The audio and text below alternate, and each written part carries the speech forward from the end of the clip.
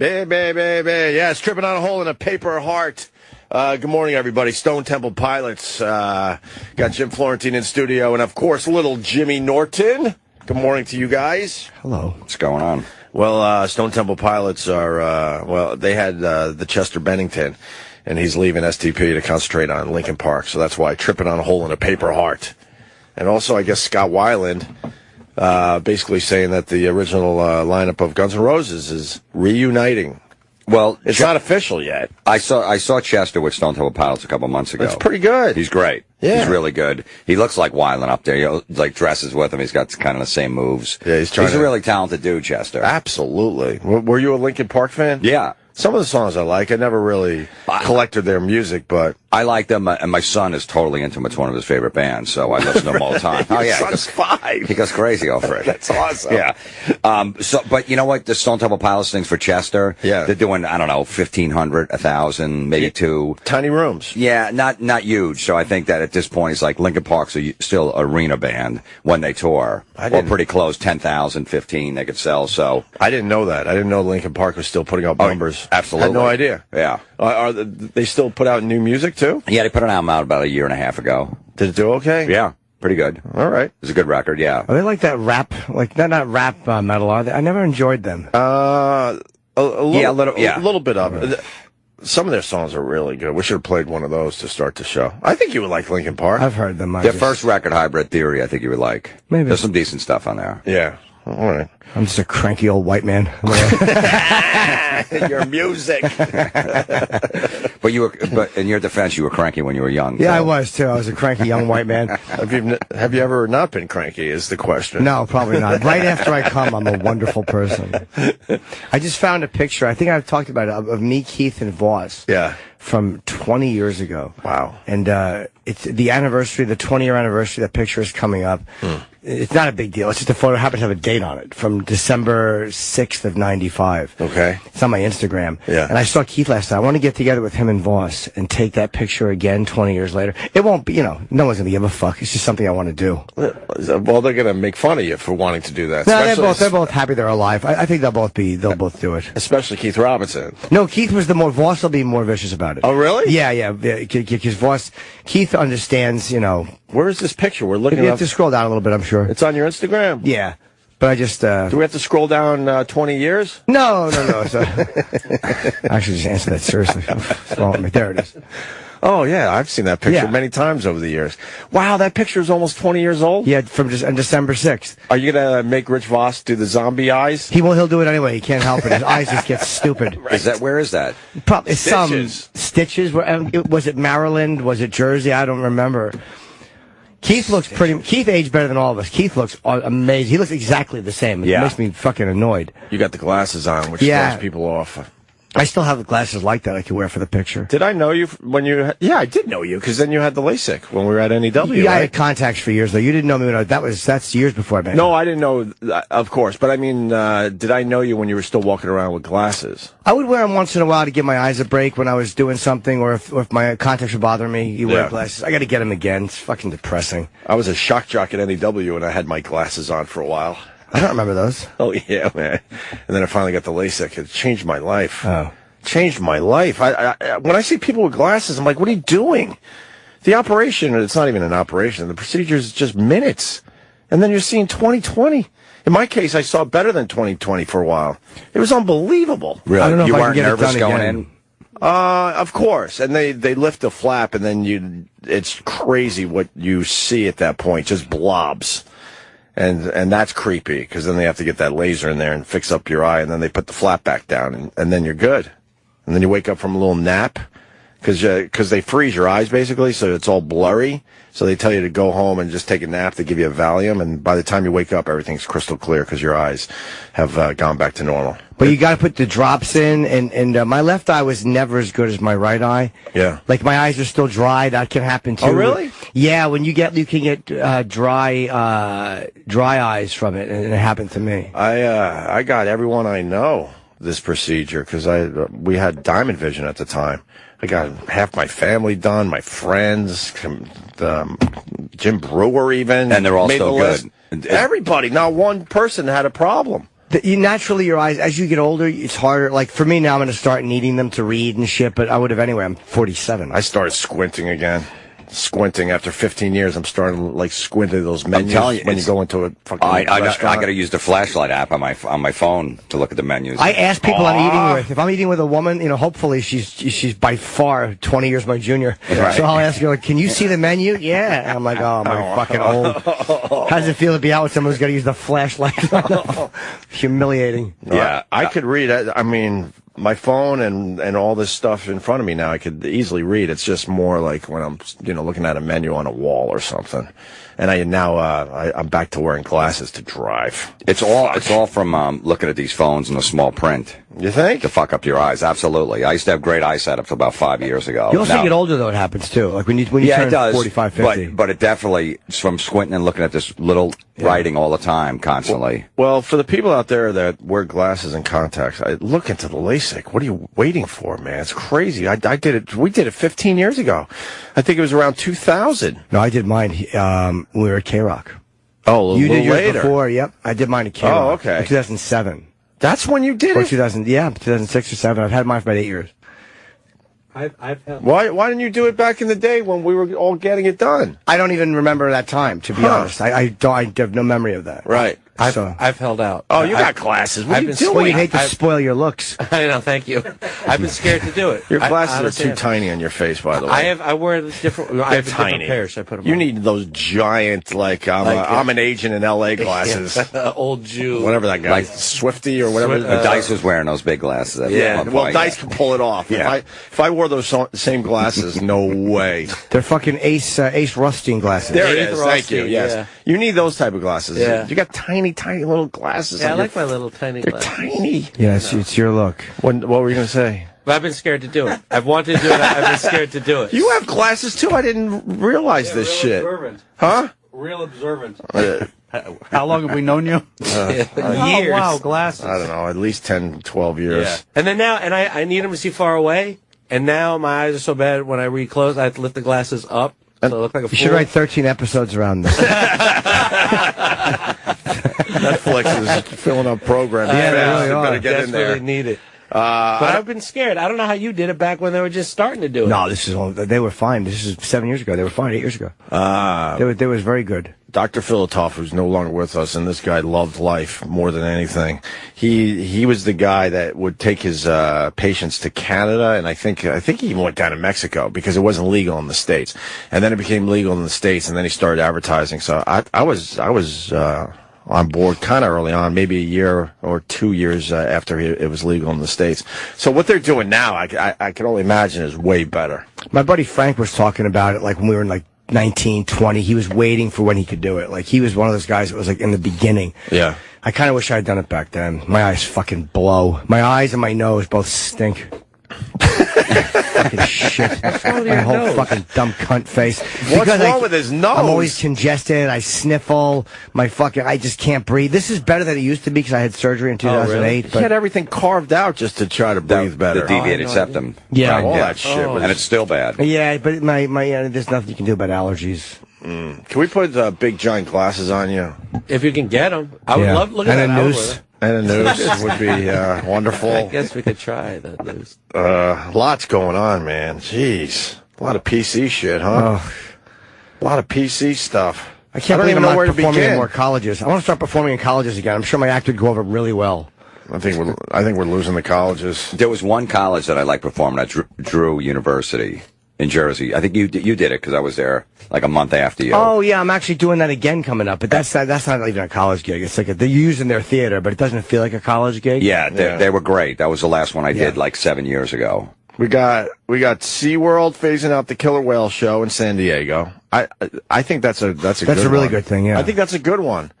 But then where do you stop with this stuff? Because then I get annoyed by the other things that people are trying to stop. Well, just because something politically correct is politically correct doesn't mean it's always wrong. It's just ridiculous most of the time. But I could see not wanting to break up whale families, and then they make that noise. They fucking hate it. Like, that's different.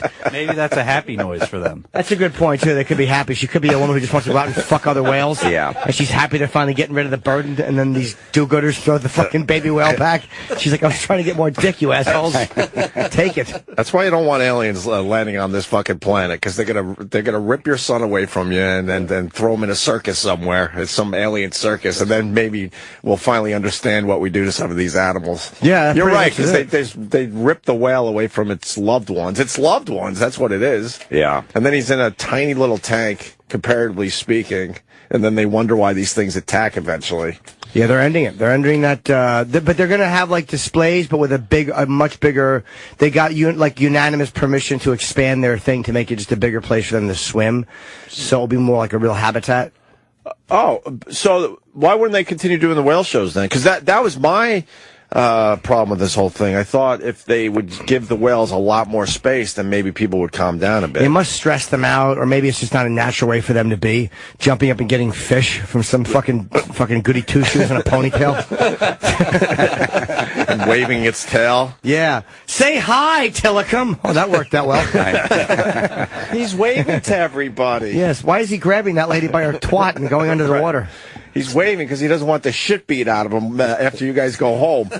Yeah, I mean, that's pretty much it. They're nervous little animals. I think it's a good thing. I mean, I went to the circus. Well, now it's a couple years ago, I guess. I feel like it was yesterday down there in Philly. I was so bothered by the elephants. I'm turning it's just real sad. I'm turning into a pussy as I get older, because you can go to the phones now and people get over it. But there's something about it. I hated it. Well, they're spoiled. The elephants are spoiled. They get too much space. It's like these fucking whales with their jaw. I think they should make the thing smaller. Yeah. Like, I want a smaller tank where it can barely turn around once. That's what you get. That's what you get, dummy.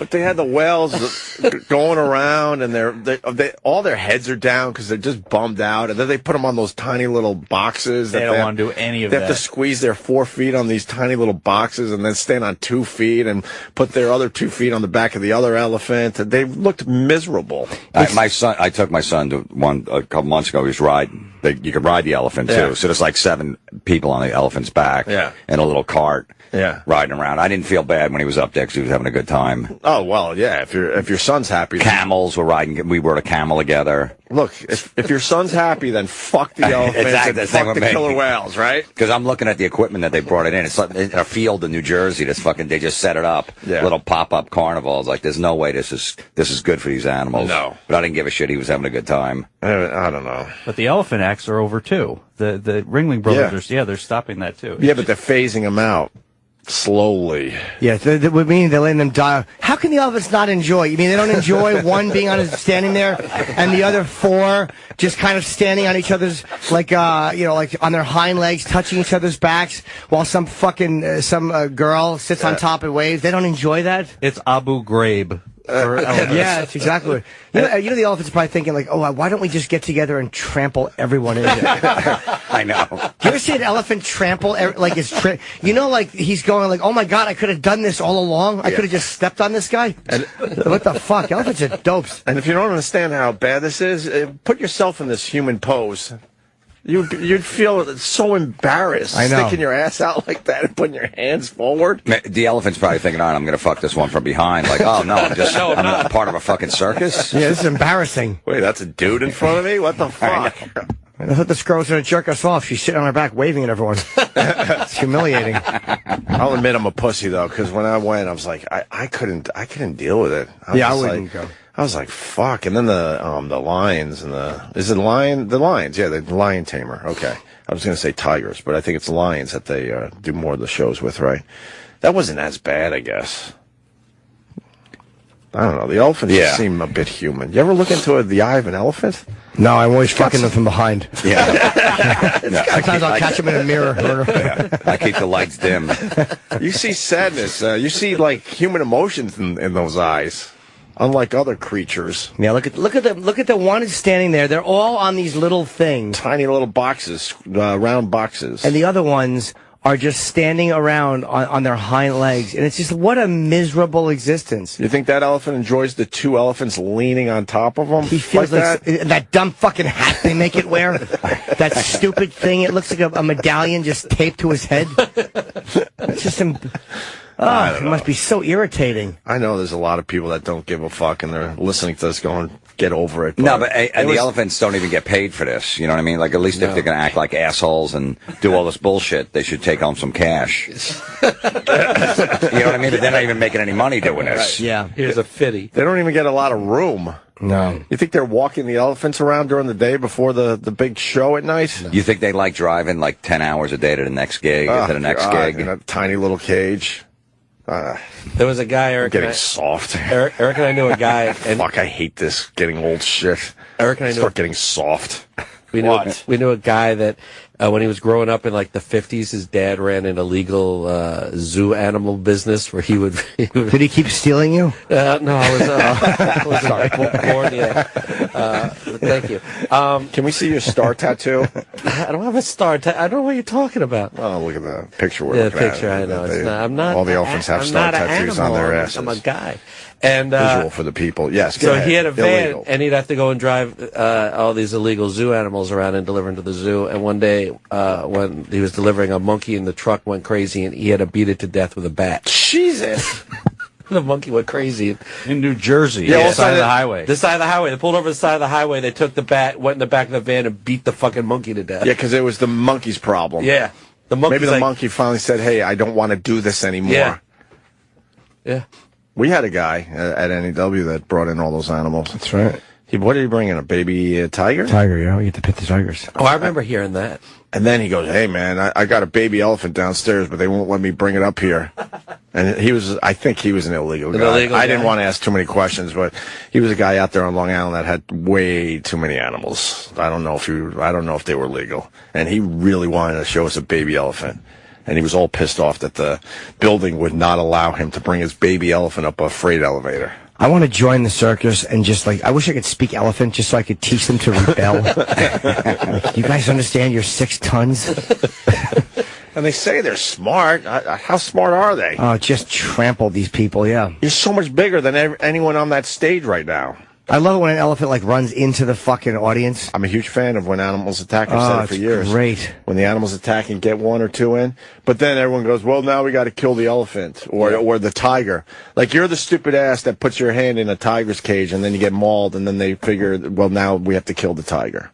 The tiger's just doing what it's supposed to do. Yeah. But I love when they attack you. No, it's awesome. Just stepping on everything, causing a ruckus. Just pushing cars out of the way. Oh, my God. Here's one. Elephant attack. Circus animal lifts car off the ground. Really? Oh, wow. Yeah, he's moving it relatively easily. Like no problem. People are just kind of standing around watching. So. Why are they bathing in the ocean? Oh, where is that? There's literally, we're watching a video that looks where like there's, Miami. There's bathers and a couple of elephants hanging out in the ocean. Unless the elephants just ran to the ocean. Dumb fucks think they can swim.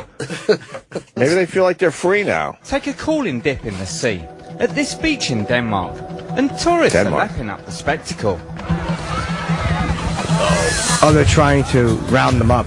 Just step on these guys. Soon, though, things get out of hand. The circus employees decide it's time for the elephants to return to their enclosure. Oh, they took them for a trip. Oh, they took them to the water? Time to go back. So they gave them a taste of freedom? And the elephants had other ideas? Oh, yeah. Like, hey, we're out, guys. Right. Oh, there's baby carriages. Good, they're pushing the baby carriages. Old school baby carriages, yeah. too. It is. You saw that? It's like turn of the century baby carriages. Like the Omen. The elephants are like, fuck this, we're not going back. They're trying to keep their cool and walk them back. Some order seems to have been restored until a worker appears to strike one of the elephants. Oh, that's good. And it decides to fight back. He hit the elephant, and the elephant charged them. Oh, she knows which guy did it. Yeah, he does. He knows which guy did it. Sure does. Look at that. The guy with the stick. Now he's just pushing his car like it's nothing. It's 1.5-ton car. Jeez, lifting it right off the ground. With his trunk. And now just pushing it easily. Now the other elephants are like, you need help. Is that it? Now it's just music. Now it's just a photo of the car with a broken window. They beat the shit out of that elephant. Eventually, the elephants were brought back under control. Oh, boy. They even performed in the circus the very same night. Oh, that's good. The one had a black eye and a fucking a splint on his foot. That was good. They made their gig that night.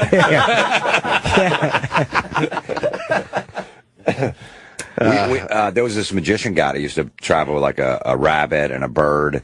And then, like, by the third day, he's like, we got to go to the pet store. I need another rabbit. I'm like, what happened to that one? He's like, and you just... What happened? Did he tell you? No idea. The trick went bad?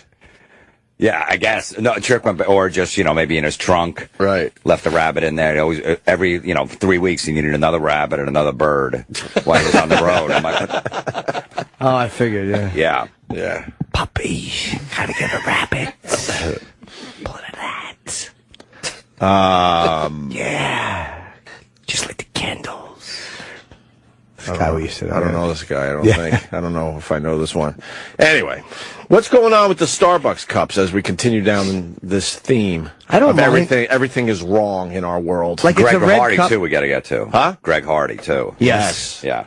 The red cup with a green thing. I don't have a problem with it. I don't know why the people are in arms. Like, you don't need Christmas trees on it. Who gives a fuck? What's the problem with the cups? I don't know. I would never have noticed that there's not seasonal folly on it. Who gives a shit? I guess they're getting rid of their seasonal folly. Oh.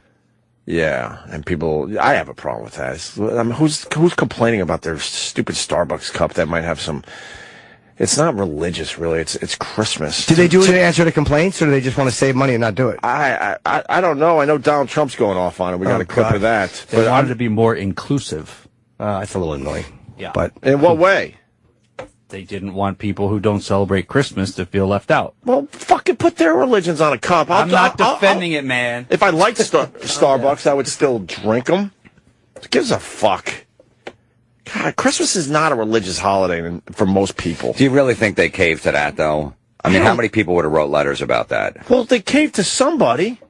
There was stupid snowflakes and shit they got rid of, right? Well, they hated seeing all these Jews walk around with Dunkin' Donuts cups. They're like, we gotta do something. Goddamn Muslims are all drinking fucking Pete's. What are we doing? You know what? Maybe they're trying to get more customers. You're right. If you're Jewish, maybe you don't want that type of cup. But I'm telling you, Jews never think like that at Christmas.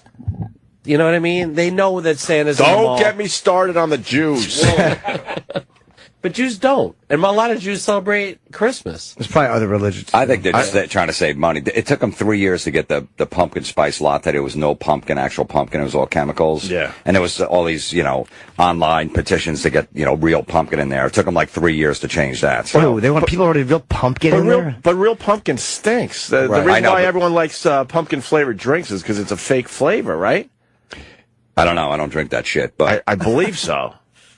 Because the only thing that makes pumpkin taste but there was 0% pumpkin in it. It's more the nutmeg and all the sugar. Like if you just ate regular, just carved out a pumpkin and ate it, it's disgusting. You gotta spice that shit up. Pumpkins with are fucking worthless. They're Pumpkin horrible. pie is good. Pumpkins are good to drill a hole in and fuck, and then make a pie out of. Drill a nice hole in the fucking pumpkin, put it in the microwave, and abuse it. And give it a fucking. Give it a good rogering. Yeah, there you go. Give it a good deep dicking and make a nice pie. Teach it a good lesson is what I was trying to say there. Whatever. Yeah. But so they're just getting rid of all the holiday shit off the cups. Yep. And people are kind of outraged about that. I guess they should go the other way, and every cup should have a crucified Christ on it, or a fucking slain Messiah, and see how people enjoy that. I want to weigh in on the Starbucks thing. Oh, good. What could you possibly add to this? We got this. I take the call because you're in North Carolina, and Jimmy was down there and had some fine gigs. So I saw on the Twitter people loved the shows down there, Jimmy. Go ahead, James. Good morning. What I wanted to say is I don't know if you guys really know how retarded Starbucks is. Okay, they have 3 different sizes, right? Yep. Large, grande, and venti, right? Oh, they're all so good. Go ahead, sir. Yes. Sorry to interrupt. Yeah. They mean the same thing in 3 different languages. Large. Wait, what did he say? Did anyone hear him? No, what did you say? Your phone crapped out. Okay. They mean the same thing in 3 different languages. Doesn't matter if you're speaking English, Spanish, or Italian. So you're It saying... means large. sorry, buddy. Your phone stinks. You're saying Starbucks... You heard me.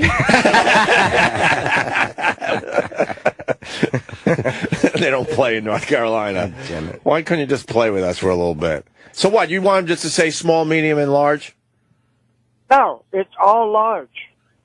Oh, you're one of those guys like the beer in that one ballpark where they did the experiment where a medium and a large were the exact same amount?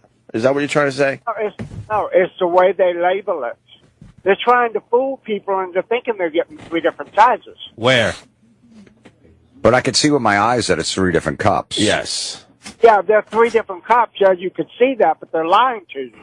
How? Not small, medium, large. He's saying the same amount of fluids in each one. What, is one of the cups thinner? I don't know how it works. There was an experiment that was done in a ballpark. in Seattle, I think. Was it Seattle? That video did really well on YouTube, where they showed the beer, and if you're ordering a small or a large, I forgot exactly, and they poured the large beer into a small cup, James, and it was the exact, and it filled right to the top of the small cup, the large. So they were tricking you. They were tricking your eyes. You were what? Let me ask you a question. Oh God! Are you guys getting enough oxygen this morning? Who? I'm not sure if you're understanding what I'm saying. Re-explain it. I'm trying to jot down notes. Hey, James, I see a script here. James, why don't you do this? Why don't you go to Starbucks, get a small, medium, and large, buy 3 different coffees, and then try to stick the cups into each other and see if they stack. If they don't, then your theory's right. But what is he trying to say? You're trying to say if you order a small drink at Starbucks, it's the same amount of liquid as a large? What do they call them? They call them Venti, Grande, and Large, right? Yeah. Yeah. Those 3 names are the sizes of the 3 cups. Oh, this Those is 3 training, names. sir. First of all, it's a tall, a grande, and a venti. Yeah, so you're Right. training me. Now look up Grande and Venti. I don't It's care. large in that language. Ah, so you're always ordering a That's what I'm large. saying. Damn, you're Always order a smart. large. All right, James. All right, well, you beat the system, my friend. Thank you, James. I appreciate it. Here's the video. It was at Quest Field in Seattle. Check this out. Okay, here's our test on a large beer from a small beer. It's $1.25 more than the other beer. Hold it.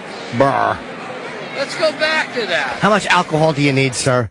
You're driving home in a few minutes. I know. But just in case we didn't get it, he's going to now pour the small beer back into the large beer Small cup. burr. And the burr is going to make it all the way to the top in the large cup. How big's the small burr? cup. I guess one is narrower. Why did 1.2 million people watch this? Because they were getting ripped off with their burr. I like it because it fucks Quest Field a little bit. Now they're going to have to address this. Yeah, this is a big story. This was a huge story, yeah. Everyone's stealing and knows Yeah, you're stealing. they were giving you the same beer for 2 different prices. Same amount Did you say beer? I'm sorry, I misspoke. Burr. This video is almost 5 years old. Wow. Okay, yeah, pour the beer back. Let's see him pour the beer back. Now a large beer that costs an extra $1.25 more. Hold it. Call the cops. Get a hold of yourself, sir. Although that was a big story. Yeah. What scumbags. They can't stop just being creeps. Kind of smart, though. Yeah, Because they went a long time before someone figured it out. It's just they're lying, though. They're just stealing from people. It's like they don't get you enough on the tickets and the parking. They just have to stick their dick in you a little bit more when you're having a beverage. Well, they're already fucking you when it's 15. What is it up to these days? I haven't been to a sporting event in The park? Yeah. She's like beer. 30. Oh, for beer, I don't know, 10, 12. At least, right? I think it's well over $10 a beer now. It's $75 to park at the Cowboys Stadium. If you want to park within like about an eighth of a mile of the stadium, $75. He's got $1 billion stadium to pay for. So he's going to make a lot of it back, probably. What are they, 2-5? 2-6. 2-6, you're done. They haven't won a game since Romo went down. They fucking stink. Well, it shows you that Romo's a solid quarterback when they can't even win a game without him. Yeah, but their defense also stunk, and their special teams blew it. Like, the whole team has just collapsed. I like Jason Garrett, but I don't think he's a particularly effective coach. When you got, like, Matt Castle and Whedon in there and stuff like that, guys that are just, mediocre, you're not going to win any games. Tim Tebow couldn't do any worse. Why don't we just grab him? Nah. I would like to have seen Tim Tebow. I'd wear the Tebow. Doesn't he do that whole thing? What's the Tebow? that he does. That pose. Oh, I loved that. Oh, right. Oh, that was so good. Look, there are teams that wish that Tebow was that guy. He's just not good. The Eagles were really hoping that he was something. They just wanted to put him on the team. He wasn't even good enough to be the third, fourth string quarterback for the Eagles. No, I know. They thought he was going to make it. He was on the Patriots the year before in training camp. He got cut from there. Fuck, man. I feel for that guy. He was great in college. Same with Manziel. Right. Good old Johnny. Just looking at the whales. By the way, college students really are becoming increasingly irritating. Am I just getting that much older? Like, are we that much out of step with college students' mentality? Maybe I'm just getting fucking old. It finally hit me when the Geneseo story hit, that my college, where they had, what are the flyers? Sorry, they had flyers up all over campus, making sure you had the proper Halloween costume with a number. So if you weren't sure if you had the proper Halloween costume, you could call this phone number, and they had experts standing by, and then you would explain your Halloween costume, and then they would tell you if it was okay or not. This was my college. This is at a college, not even like my college, where when I went, there was a ridiculous drinking school where people were just puking, and date raping all over the place. That's a sign that should be up in like a kindergarten where parents can call and go, is this okay for my kindergarten kid to wear? Well, that's right. By the way, date rape is not a good thing. I'm just saying. The college changed. Why did you just wink? Yeah, why did you wink? Why are you pointing at that tent in the front of your jeans? So to answer your question, to see Geneseo change that drastically, then I don't think you're far off that they're getting ridiculous, these colleges. Halloween's the time where you just let it all go. Tasteless costumes are in. Used to be in. My son's school, they couldn't wear any masks for Halloween. Same with my son's school. No weapons. I guess I guess I understand masks and weapons. They've had a few issues in schools. Not when they're 5, though. No, I could see if they're in junior high. My son's got blonde hair coming out of his mask. He's not part of ISIS. He's not. And he's 5. Yeah, he's not. Yeah.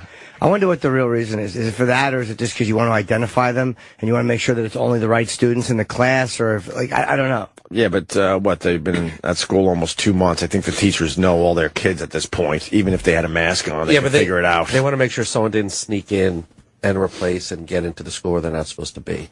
Then you just have them show their faces. Yeah, have them walk into school without their masks. Yeah. Oh, okay. These are all my kids. Okay, now we're in the classroom. Now put your mask on, kids, and enjoy Halloween. There you go.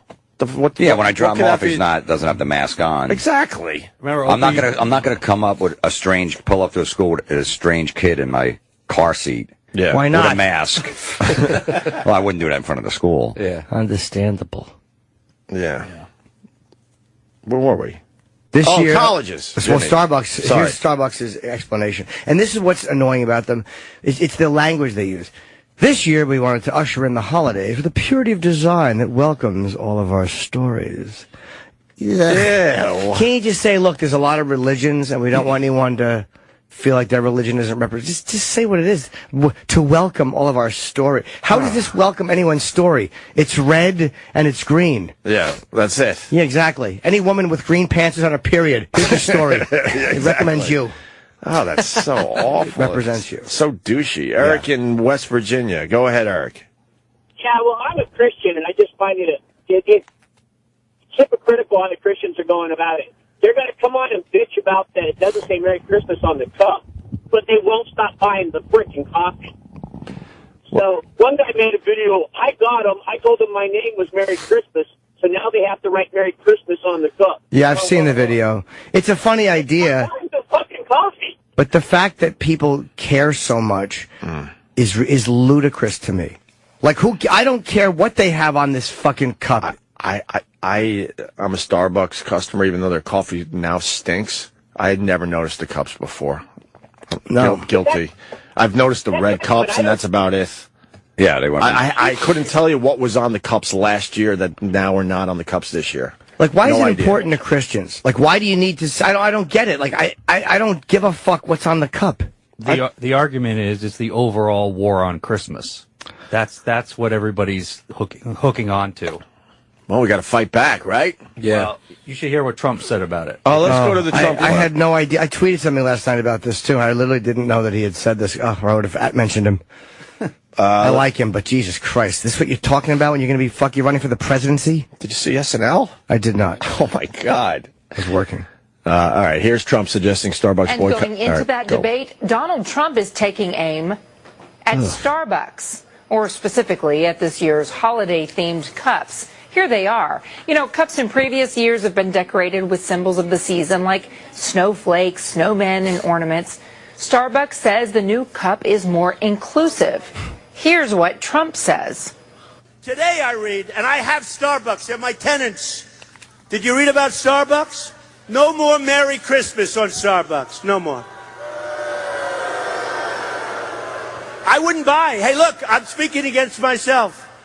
I have one of the most successful Starbucks in Trump Tower. Maybe we should boycott Starbucks. I don't know. Seriously. Maybe. I don't care. What a... By the way... A non-issue. It's a non-issue for the guy who wants to be president. Like, I understand the war on Christmas, but it's just not important. When there's like a video released of, ISIS murdering, 200 people. They weren't kids, though. They were just, apparently they were soldiers or whatever. But it's just, that's what you should be worried about. Of course. Gives a fuck what's on the cup. It's just annoying, all the political correctness. It's terrible. Continue. That's the end of that lease, but who cares? Who cares? Who cares? But today, a big story that Starbucks is taking Merry Christmas off. No more Merry Christmas. I will tell you, lots of big things, lots of little things. You can call this anything you want. But if I become president, we're all going to be saying Merry Christmas again. That I can tell you. That I can tell you. How? What is he going to do? He's going to... They never said Merry Christmas. It said season's greetings. Yes, happy holidays. Happy holidays or season's greetings. He's losing me. I mean, and I just wrote something kind of defending him because I hate the rest of them so much. I hope he wins just because it will make the rest of them act differently. Sure. But come on, Donald, what the fuck if I'm president, we'll all be saying Merry Christmas? It's just not important. He's at a pep rally. He's just trying to get the crowd on his side. I get that, but it's not an important thing. He's just running out of things to talk about. But he's going to get that crowd going crazy over that. He knows that. It's almost, like when I open for those metal bands, I'm like, who likes hip hop? Yeah, no, I know. And then I just go, you know what I mean? I'm just trying to get him on my side. Yeah. That's all he's doing. I'm running low on material. I got nothing.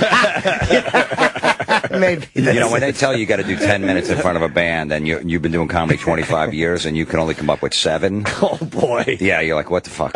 That means you're doing well. Because if you can come up with 20 in front of a fucking rock, like screaming for Slayer, you've been doing something wrong because that ain't going to work in comedy clubs. You're right. Well, it definitely leads to the story out there on Long Island. Thank you, Linda. Go ahead. Hey, boys. Good morning. Good morning. Hello. Opie, I figured this would get you riled up being from Long Island, too, but I don't know if you heard about the Roosevelt Field Mall trying to replace the Christmas tree with a glacier. I absolutely saw it. It was so ridiculous. They went with something that looked like it was a spaceship or something. It was like a pod. I don't know. Yeah, it was some weird pod thing because they're trying to keep their Christmas display at the Roosevelt Field Mall safer, just like these Starbucks cups. So they were trying to get rid of some of the Christmassy things like the Christmas tree. And then it was a glacier? I didn't even know what the hell that was. But I guess it was a glacier instead. And then, huh? What? News was calling it like a glacier display. Yeah. But here's the good news. So many people complained about that they bailed. I know. Who's sad, though? If people just fought back with all this stuff, if that bothers you, it wouldn't happen because the majority of people don't mind this stuff. But people are just kind of like, and then it happens. It's time for the people to speak up because most people just let this shit happen to them. Like, but you got to speak up now because there it is. Look at this thing. I know you can't, but we'll tweet it out. That's what they. And then they had the Christmas. But Santa's still there. That's after people complained. Yeah. Because originally it was different and it didn't have trees. And then people complained. And so they're like, all right, we'll put some trees in there. And then people kept complaining. They're like, all right, we'll take the whole thing down. Oh, okay. Thank you, Travis, for filling in the blanks. Okay, so the Christmas trees were not there, and it was this weird glacier thing. I thought it was a pod, too, or I didn't know what the fuck it was. It looked like a spaceship. And then they complained, so they're like, all right, if we put a couple Christmas trees, maybe that'll satisfy the people. Yeah, this was like a test in like 7 different malls. Yeah. And I think at least 2 have already gotten rid of it. Oh, okay. So they're going to go back to the traditional? Yeah, because if you're going to have Santa, just Just do it. Yeah, if you don't like Santa, just walk on by. Okay. I see stuff all the time I don't like. I don't stop and start protesting. I just keep walking. Yeah, I'm not buying sunglasses in your little fucking stand. It doesn't bother me. I just walk right by it. Exactly. I'll get them at a gas station for $3. It's the same shit. Unbelievable. Thank you, Linda. But the people fought back, and they're going back to the older display. Well, were people not taking photos of Santa? Were they just kind of going by and ignoring him? It's a little too early for Santa. I think they were. I think he's right. We were driving home last night after the Doc show, and I saw... The what? The Doc show. A couple of men just standing face to face. It was like a hot show. We were docking. Documentary. And the Christmas displays are already up all over New York. Yeah. Holy fuck.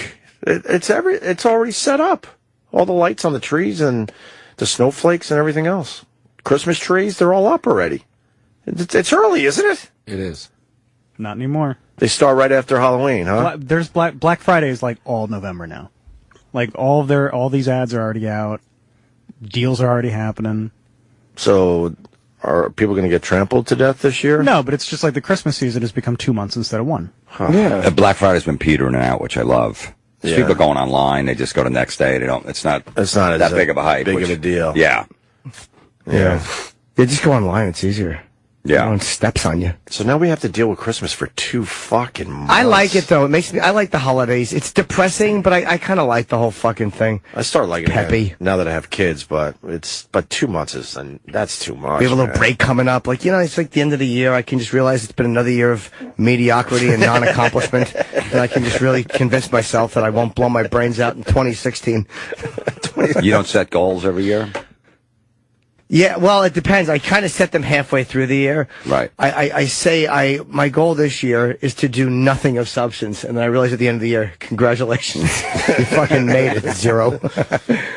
No, not really. I mean, I do think of things I want to do, though. Like, all right, I'd like to get this, I'd like to do this, but very rarely comes to fruition. Yeah, we should point out that Starbucks never had a cup that said Merry Christmas, so Donald Trump did have that whole story wrong. Yeah, that's easy to... He messed that up a little bit. Yeah, if he said season's greetings, everyone like, no big deal. Right. But yeah, it never said Merry Christmas. It never said Merry Christmas. It had kind of Christmassy things on it, and then Starbucks said we can't have that. So let's go back to safer cups. Yeah, why don't you just put like your Christmas tree on one, a menorah on one, Muhammad on the other, or something else on another. Just a few things for the holidays. And I wouldn't care what cup I got in the end. Pick whatever cup you want. I'm only going to have the cup for about 5 minutes. Exactly. I just want what's inside the cup. My cup says Jennifer every time. Is that what Starbucks? Yeah, that's the name I give. Yeah, what's your name, Jennifer? And they start laughing. I go, what's funny? That was my dad's name. I got it from my dad. Like, no, I was laughing at something else. I go, no, you weren't laughing before. You just started laughing when I said Jennifer.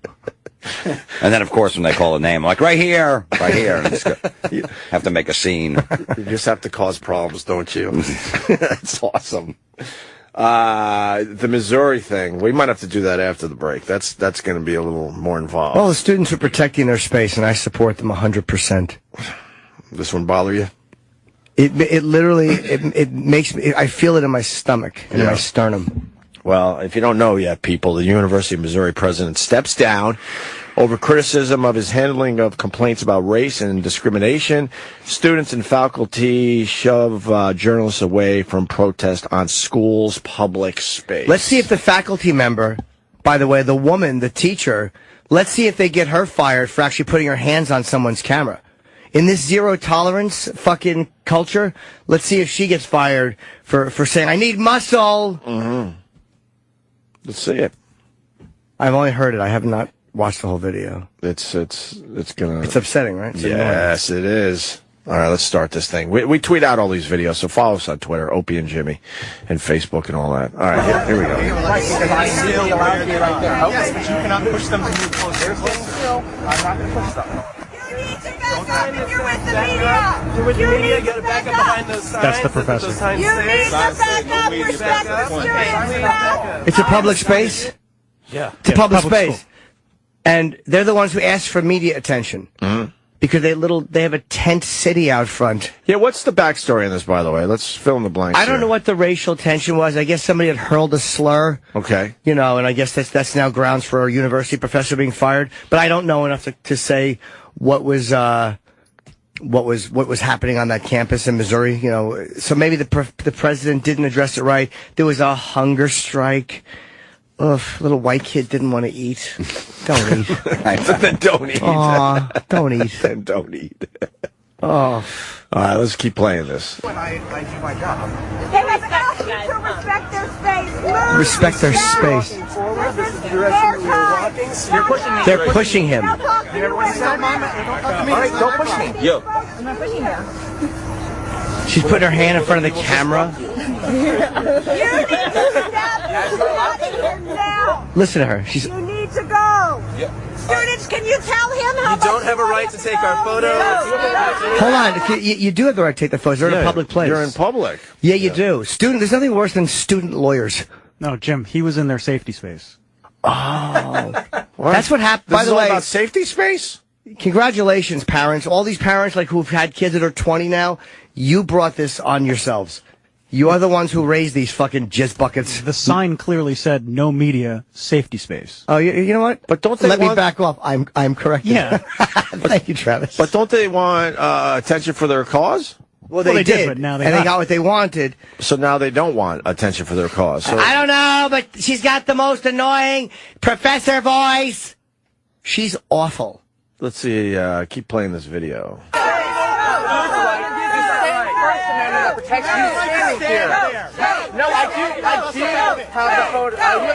That's how they react when they don't like something. I can't hear you. Excuse me.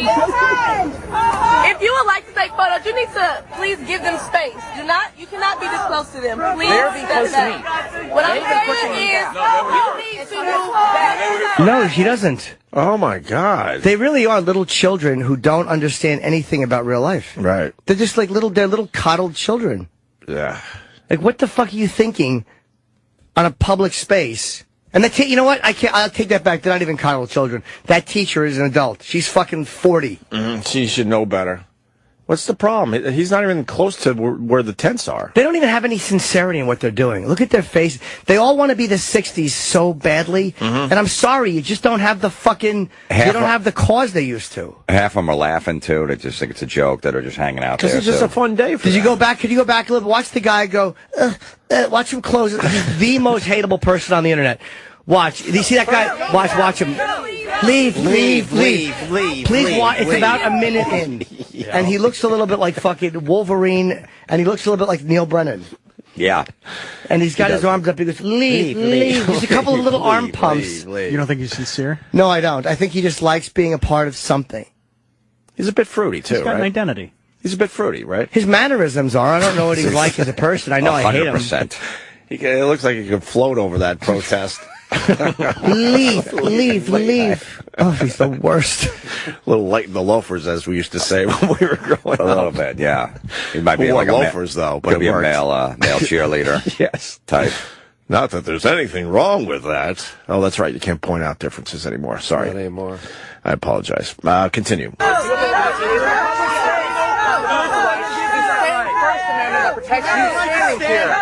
got the hand in the camera. And he's saying First Amendment. He's not leaving. Excuse me. If you would like to take photos, you need to please give them space. You cannot be this close to them. Please step back. What I'm saying This guy's great. you need to move back. And the guy going, they were here first. Who's that scary black guy? I know, they say Michael Strahan. They just want to yell and scream because they're used to being heard at home. Yeah. Like they're used to kicking and screaming and throwing a ball against the wall. And now that there's no real cause, like they got what they wanted. So instead of just saying when people come in to take pictures, like, yeah, we're really happy we got what we wanted, we feel this will help. Just like little children. Well, let's go to Mike. I think you got one fact wrong. That's not surprising. I probably got more than one fact wrong. Hi, Mike. Go ahead, Mike. Hey. Hey, how's it going, guys? Hello. Hey, Jimmy, it wasn't a spoiled white kid. It was a black kid that was on hunger strike. Oh, okay. My apologies. Then the rest of them are spoiled white kids. He's just a hungry black kid. Fucking dope. Have a burger and shut up. They also supposedly drew a swastika and shit on one of the buildings, and that's what caused A big deal. They put, they put a noose one time in the daily in Columbia. They made the first page of the Daily News, and the Columbia professor, which we've talked about, the black Columbia professor that knocked out the white female, or he punched her in the face in a bar during a racial argument, didn't make past page 16. I'm just tired of it. It's silly. There you have it. But thank you for saying that. I didn't realize that I was wrong. All right, continue. Take it easy, guys. Okay, thanks. What else is in this video? It's all the same crap. So, do we need to play the whole thing? Where's the teacher? No, it's a long one. It comes up. You want me to? Where's the teacher? She did something I want to see what the teacher where looks she's like. saying, "I need muscle." She looks exactly like you think she would. Yeah, she's like a mouse. She's a mouse with glasses. We need muscle. Is that her right there? No, she's wasn't about to walk in. All right, let's see. Please, sir. Sir, I am sorry. These are people too. You need to back off. No, there's no law. You know what? Back off about Ruffalo's face. Back off. Leave it. She's in his space. Keep your hands. Back off. Is that her? Go. Push me. No. That's not her? No. We don't want you to tell our story. Listen, not everybody act like They're all just fucking. How your story is told in the media. Oh, you know what? She was just like she's going to talk to you or not. She doesn't need to talk to me. I don't want her to talk to me. She didn't want to see you. I don't want her to talk I know that. to She me. didn't want to see you. I know that. I know that. I know you better back up. What? I know that. Don't push me. Don't touch us. We have an unequal report of rolling. That guy is not backing off. He's not intimidated by these fucking douchebags. And this guy is a 20-year-old photojournalist student who got a job with ESPN and went to cover. So it's not like he's a professional. Right. And that guy, you can see the guy, the black guy who's in camera, Fred. You can always see part of it. He's just staring this guy down, trying to menace him. So they're protesting in a public space, and they have a safe area? Yeah, they do. This is so stupid. Well, that's what happens when mommy and daddy hug you a lot and give you everything. You just want a safe area. But then again, I was given everything, so I should shut up. But there was a time when you protested. It was scary. You didn't know what was going to happen to you, right? There were no rules to it. I think with a camera everywhere, people are, a lot more cautious. Right. About punching somebody in the face and doing all that because they know Well, it's they're gonna be all over Concerned the place. Student 1950 is the name of their organization. But why do they want him to back up? Because they're just little babies. He's trying to get closer to where the tents are? He should be, yeah. You have tents set up on the campus. Right. You live in Tent City, even though your parents are probably paying for you to fucking live in dorms. Yeah. But you want to sleep outdoors, so you have something to tell people. Well, we were a part of it. So then you'd want the media to cover it, and then you don't choose when the media stops covering it. You're in a public space. Yeah. That's stupid. I want to see the teacher. It's about 15 seconds before the end. Okay. She's way the blonde woman's not the teacher. No, she's just an ugly, fat-faced student. Pick it up from there. That's close enough. Yeah, we're almost done. 30 seconds left. They're just surrounding him and intimidating him. And pushing him back. They're shoving him back. Yeah, but how stupid is he? You move all the way to your left and circle around him. No, but that's what's happening. Hi, media. Can I talk to you? No, you need to get out. Oh. You need to get out. No, I don't. That's her. You need to get out. She grabs his camera. I actually don't. All right. Hey, who wants to help me get this reporter out of here? I need some muscle over here. There you go. There you go. So embarrassing. I need some muscle over here. So let's see what happens to that teacher. Let's see if she gets fucking fired. She's really encouraging an act of physical violence or some type of an act of physical removal from a public space. I know I'm saying it over and over again, but I don't. I apologize, Travis. You're right. I'm saying it over and over again, but I don't get it. You're in a public space, you're protesting, so you'd want people to cover this for you, but not too closely. Well, they want to put their tents up in a public space to get attention. Yeah, and then when you want to come and cover it, but they isn't don't the like attention getting the media involved so you get your story out there? It's so stupid. Yeah, you were right. This is a really angering video. Yeah, and then the teacher at the end. You need to back up. What did she say? You need to back up. You need to back up. I need some. Who wants to help me? She's just taking student volunteers to help do security work. Yeah. I need some muscle. Mm-hmm. And she was looking around and nobody moved. Of course not. Let's see if I never lobby for people to get fired. Ever. But a guy, and I don't particularly like reporters, but a guy there in a public place, and this fucking awful bitch is trying to get him removed physically. Who the fuck is she? Mm-hmm. And what is the threat exactly? That's what I don't understand. Why do they not want him there? That's why I keep saying it over and over again, because I can't wrap my head around this thing. Yeah, I mean, and if because what, they got enough media attention, or it wasn't the right media attention, or they want to control every single media hit they get for this dumb story at their university? Want to hear it again? No. Come on. Really, dude. You want to hear that lady again? It just about ruined my morning. She fucking ruined my morning. They're going through something that happened in China a few years ago. I definitely got to take this. TJ in Jersey, go ahead. Yeah, man. She's Joy Behar with those special little fucking snowflakes. I despise her also. I watched the video, and I just want to say that I'm giving that photojournalist more credit than anybody in the world for standing up to those cunts. And he was not intimidated. When you could see him, he was absolutely not afraid of that guy glaring at him, that fucking jerk off. That big black guy looked like a dude. bouncer. Yeah, he was like 6'1", whatever, just glaring at him.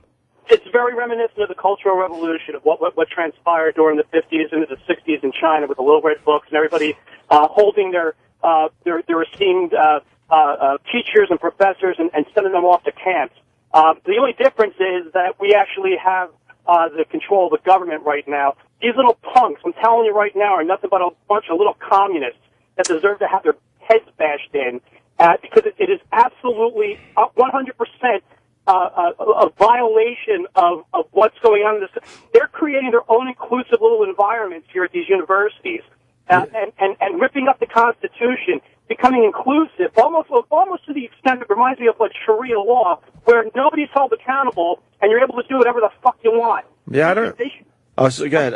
I was going to say I don't mind that they're protesting. I do mind that they're trying to control, their environment, like you were saying. That's ridiculous. Yep. You're in a public space. You're in a public space. And protesting does get ugly. People get arrested. People get punched in the face. It's not pretty what happens. He said it's the First Amendment, and he absolutely had every right to be there. And of course. I'm really just happy that he stood up to those motherfuckers. Have a great day, guys. All right. And the official statement by somebody, I will not allow students to silence dissent by becoming a human meat wall that rolls over journalists doing their jobs. I don't know who Mark Schrebecker is. I don't know who he is, if he's got anything to do with the school. The same professor, by the way, who's telling people to get out, was begging on Facebook days ago for national media attention for this story. So she gets it, and now she wants him out. Wow. Yeah, that's ridiculous. Yeah, but they're getting a lot of it. They really look fairly awful for doing this. And she's a professor of mass media? Yes, sir. Wait a minute. Oh, please. Let me say hi to Kevin in Boston. She looks like Carrot Top a little. She's fucking horrible. Yes, she does. Kevin, go ahead. Opie, I just sent you a tweet to a Gawker article on this woman. We got the Gawker article. Thank you, sir. Like Travis said, she was the one begging on Facebook for all of her friends with connections to the media to come out and, if they wanted the scoop on a really hot story, to come cover this. And now she's the one telling everyone, oh, you can't be in here. And she's trying to have him removed physically. Right. She has a PhD in communications, which I'm pretty sure covers the First Amendment. I'm not positive myself, but I think she should know better than anybody else on that campus. Oh, go back to that. The impact of social media in fans' relationship with Lady Gaga? What? What's her name? Something Click? Melissa Click. Yeah, Melissa Click. That name sounds annoying. Yeah. It does. Oh, here comes Click. Oh, Christ. Melissa Click again? Yeah. No, that's what happens when she calls. It's Melissa Click.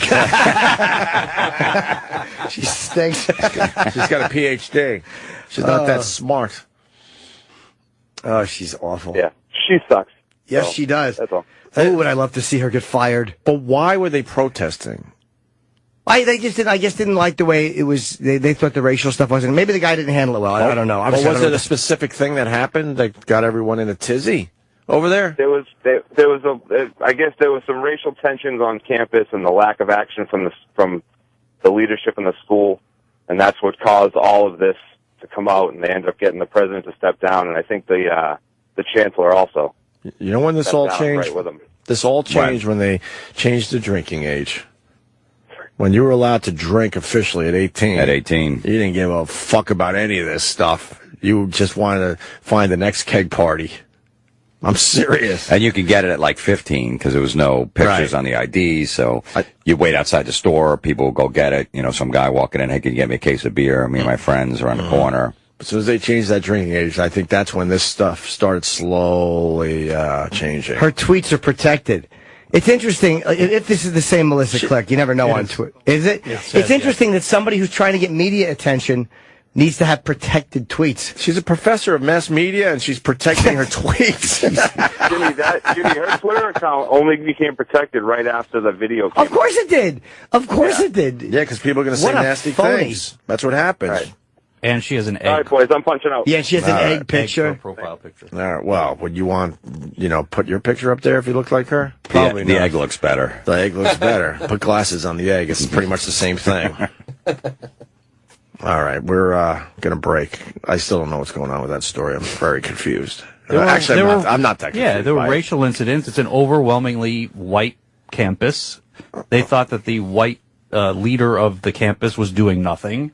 And so all the black football players said, you know what? We're going to sit with this one out. It's going to cost them $1 million if they miss the next game. And push came to shove. Yeah, that's when it really took over. When the football players were like, all right, we're not going to play. Because once you get... Were any of them there on scholarship? I'm sure. Oh, I would assume most of them. Yeah. Well, if you're refusing to play and you're on scholarship, doesn't that... I mean, again, maybe they were right. I don't even know what this guy did. Yeah, but, once 30 football players in a college where football matters say they're not going to play, then people start paying attention. The sign really does say, I thought you were kidding, no media, safe space. Yeah, it's a safe space, Jim. There it is, no media. Well, that's what you get for timeouts and all that. People just used to be able to walk to a place and go, I'm safe here. Right. Ugh. Then put up a fence. Ew. Put up a big fence then. Exactly, and stand behind it like little coddled farm animals so we can all giggle at you. She's Yuck. I was coddled too, by the way. You don't like their sign? Yeah, that was by the neighbor's kid. She's a professor in mass media, and she thinks, because she had to see the sign, that no media safe space is going to... the media's now going to go, okay. Oh, God. She's horrible. Imagine Tom Brady and Deflategate. Let's go with that story. But there's safe space. You can't get too close to Tom Brady to ask your questions. That would never happen. What are they talking about? It just doesn't. She's inviting the media, and then she's probably like, we don't mind the media. But she wasn't encouraging students to not push this person back. Like, who the fuck are you guys? He wasn't doing anything. Right. They should have put a fence around the damn thing then. Because the media is not going to listen to that shit ever. They're assholes. And they don't have to. The press is staying on her, though. This is great. This is like, and normally I very rarely will side with the press because I think they're kind of irritating, but they really are right on this one. Yeah. All right. We should take a break. We got Jim Florentine here today. Where are you going to be, Jim? This weekend, me, Jameson, and Trunk do that metal show live, comedy shows and shit. The Waiting Room in Buffalo Friday night, Saturday night, the Palace Theater in Syracuse. And then Sunday, I'm doing Ari Shafir's This Is Not Happening storytelling show at the Bell House in Brooklyn, New York. Nice. Very cool. Okay. And yeah, so the first woman that we saw in the video. Oh, yeah, with the blonde hair and the glasses? She's the assistant director of Greek Life, also seen in the video blocking journalists. I don't know what that means. Well, Greek Life is like fraternities. Oh. Yeah, she's, controls that whole fucking thing. All right. Oh, it's so great. They're all getting shit. Media safe space. Yuck. Is Erie this weekend, Jimmy? Yes, Friday, Saturday. I don't know if I'm not here Friday. I don't know if there's any Thursday show. I don't think so. Kenny would know. What, in Erie? Just Friday, Saturday. Yeah. Friday and Saturday at Junior's Last Laugh up there in Erie, Pennsylvania. Up there, over there. A little up there. Up and over there. I think Slightly it's an up and over. We fly into Buffalo and drive. So it's about an hour and a half drive from Buffalo. Yes, it is. But you'll get the Buffalo people. Maybe, yeah. No, you'll definitely get Buffalo people. They're going to come down from Buffalo to see you in Erie. I just hope some Erie folks come. They definitely will do that. All right, we got a busy show. We got Todd Robbins coming in next. He's a magician, I think. Yeah. What's he going to do? I don't know. Card tricks? It's radio. Card tricks? What is it? Is he going to pull a rabbit out of his hat? What's he going to do? Well, yeah. I was convinced this is going to be good. Yeah, that's what we were told. It's going to be great. So he's going to do magic on the air? He's going to do magic on the radio. I'm sure he's a lovely guy. We'll have fun with Todd Robbins. Well, here, ready? Here, I'm going to demonstrate I'm a good magician on the radio. Ready? Is this your card? That's it, because the audience at home has no idea. That's what we're going to have for an hour. No, we're not doing it for an hour. Oh, we're doing it for an hour. Then we got Kevin Brennan coming in today, and Bruce Campbell for the first time in a while. That's going to be cool. I love that guy. Stay there. Ah, yes, we are back.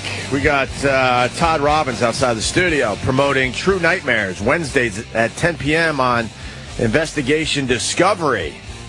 Hey, Todd, what's going on, buddy? Welcome to the show. Hello. Well, thank you. Thank you. It's good to be here. It is, right? Yeah. It's a good place to be. Yeah, it's a beautiful day for nightmares. How's your morning going? So far, so good. Yeah? Yeah. You get a coffee from Starbucks with the safe cups? It's too dangerous. Mm. There we go. So. You all set over there? You're a magician, huh? Yeah, I do all kinds of strange things. I've walked down a number of shadowy streets. How long have you been doing it? I got started when I was just a kid. I grew up in Southern California and in a suburban community. It's outside of Long Beach, California. And it was clean, it was safe, and it was quiet, and it was pleasant.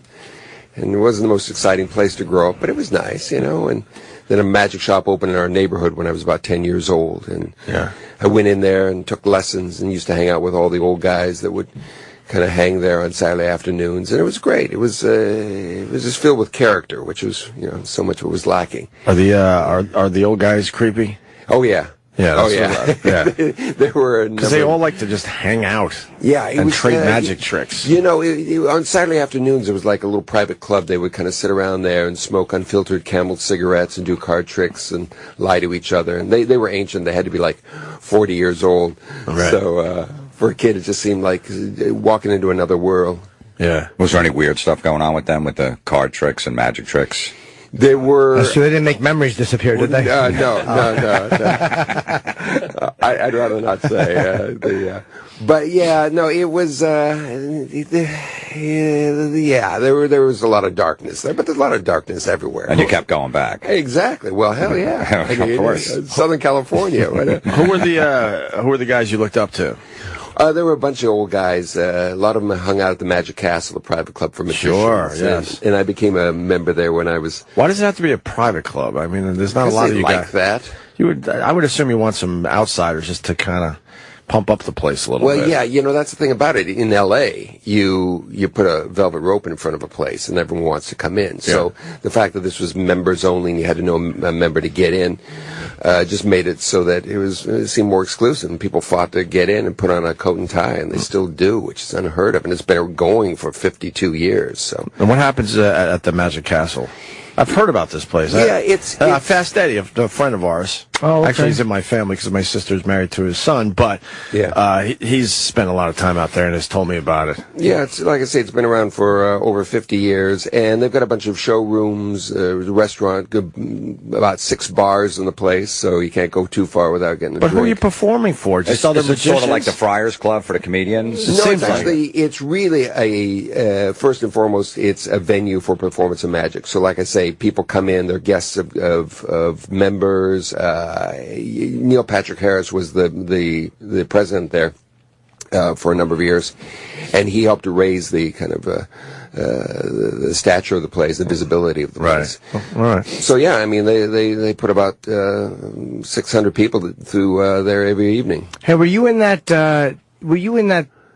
play that was in? Oh, I thought you looked. Okay, that's where I know you're from. Yeah. I saw him. He's really great. The play that Teller and had, let me give you some money right now. He was. I did see that. It was. What was it called? Play Dead. Play Dead. We did it off Broadway. Yeah, the Teller and I wrote it. He directed it, and I performed it. And we did it out the Geffen. Looks like we're going to be setting it up in Las Vegas coming in. Nice. That was really good. It was at the little playhouse next to the Comedy Cellar on McDougal Street.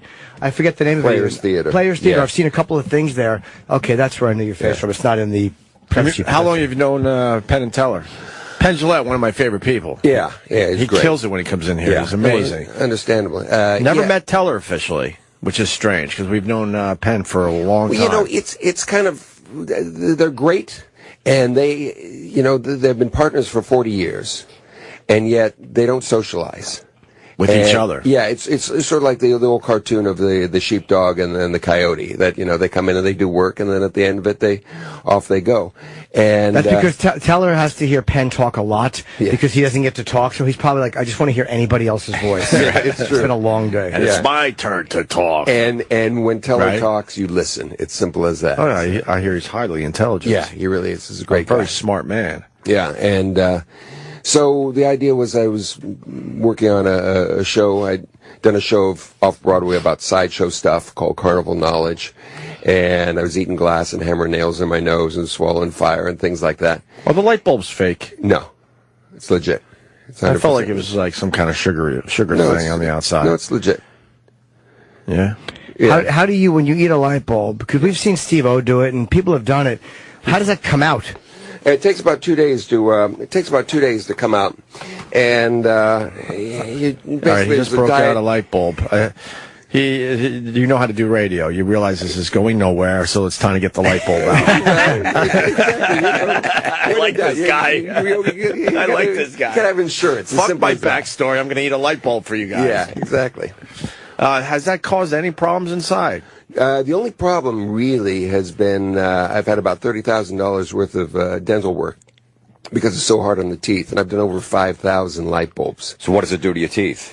Well, it just has a tendency to get little cracks the more you do it. Like in Play Dead, I was doing it every night. Out in Coney Island, I was doing it back in the 90s, and I was doing 10 to 12 light bulbs a day, show business, and that was 5 days a week. How many light bulbs a week then? That's 60 light bulbs a week. I'm doing, right? Yeah. A lot of light bulbs. Yeah. Holy, wow. Must be tired of eating them. Yeah, well, but to be here, what the hell? Yeah. I'm going to pump up my Periscope numbers when you eat this fucking light bulb. Let me set this up. Well, first thing, take a look. So what kind of, only the teeth and never had bleeding or anything like that? No, because like I say, I learned how to do it from an old sideshow guy. One of the guys that used to hang out in my teenage years. And this guy did an act in which he swallowed all kinds of stuff, and that's how he got the job. And one of the things he'd do was a light bulb. Yeah. And I would end up, he showed me how to do it, and start off just chewing a little glass and spitting it out, and then eating a little more, and finally swallowing. And any bleeding at first? No. Could we do it? Could you teach us how to do that? I could, except that, I ran the sideshow school out in Coney Island. I started it back in 2001, and this was the one thing I didn't want to teach, because the fact is, when you're eating fire, you're hammering a nail in your nose, you're doing any of the other sword swallowing, whatever, if there's a problem, you can stop. Mm. But with this, I swallow it, and it takes about 2 days to go through.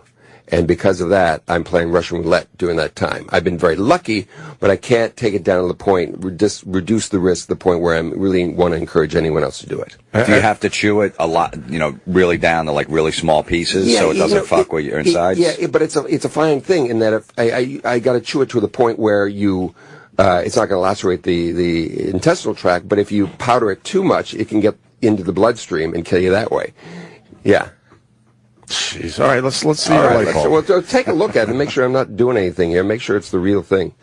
It's it feels like a real light bulb, and I've felt a lot of these in my day. That's sugar. It's a 75-watt bulb. Sugar, right? No. Yeah. That was a bulb. Put it in one of these things. I used to, it was great. Before LEDs and CFLs, I could just unscrew a light bulb, out of a fixture and do it. Yeah. So it's legit. All right. But it's the real deal. There's no trick to it. You just... Oh, gosh. Mm-hmm. What the... I'm not cleaning that up. Mm-hmm. Yeah, we're not cleaning up. You won't have to. He's eating it. God. I've never seen this close before. Yeah, it's really never really wanted to see it this close before. I've seen videos of this, but to see it, oh God! What's it taste like? Tastes like chicken. How is that not cutting your mouth? It tastes good. It sounds like it's good. Sounds crunchy. fucking delicious. I know it does, right? Delicious. It's high in fiber. Yeah. Wow.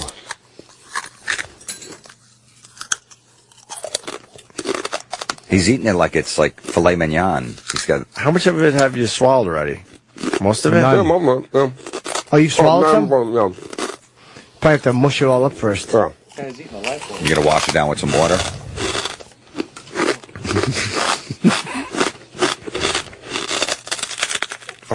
God. Well, your body does crunch up certain harder foods, like yeah. But Cheers. Cheers. Big. And swallow it down. And there it goes. Yeah, that light bulb's gone. It's on my Periscope, by the way, if you're following me on Periscope.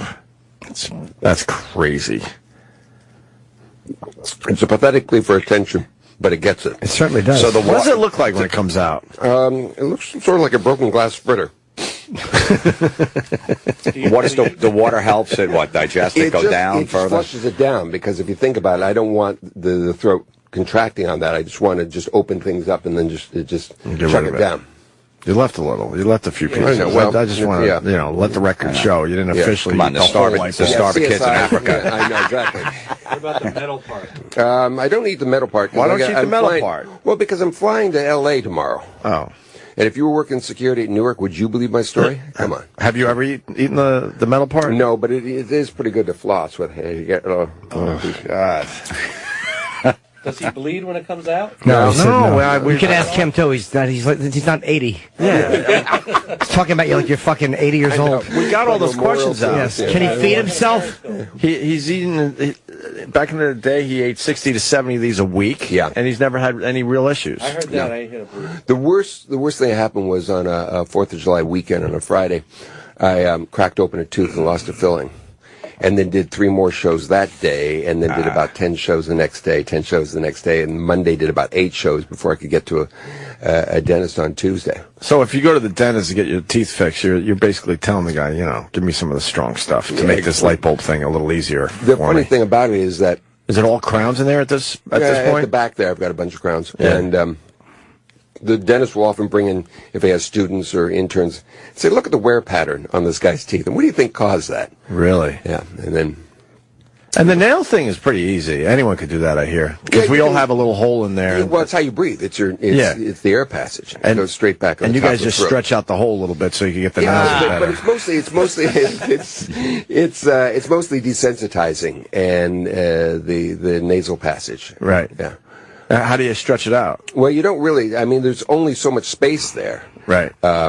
Because you're getting into bone and cartilage and things like that. But it's all about finding the passage. It doesn't go up into the sinuses, as a lot of people think. It just goes straight back on the top of the throat. The space behind there. How do you not tear up? I had a scope put in my nose to see down the back of my throat, and the second it touches the back, it's like you start crying. Yeah, because you have a gag reflex. It's basically... Well, the better of us don't, but yeah. Well, you have to just kind of overcome that. You have to really desensitize. You just have to trigger it over and over again. Same thing with sword swallowing.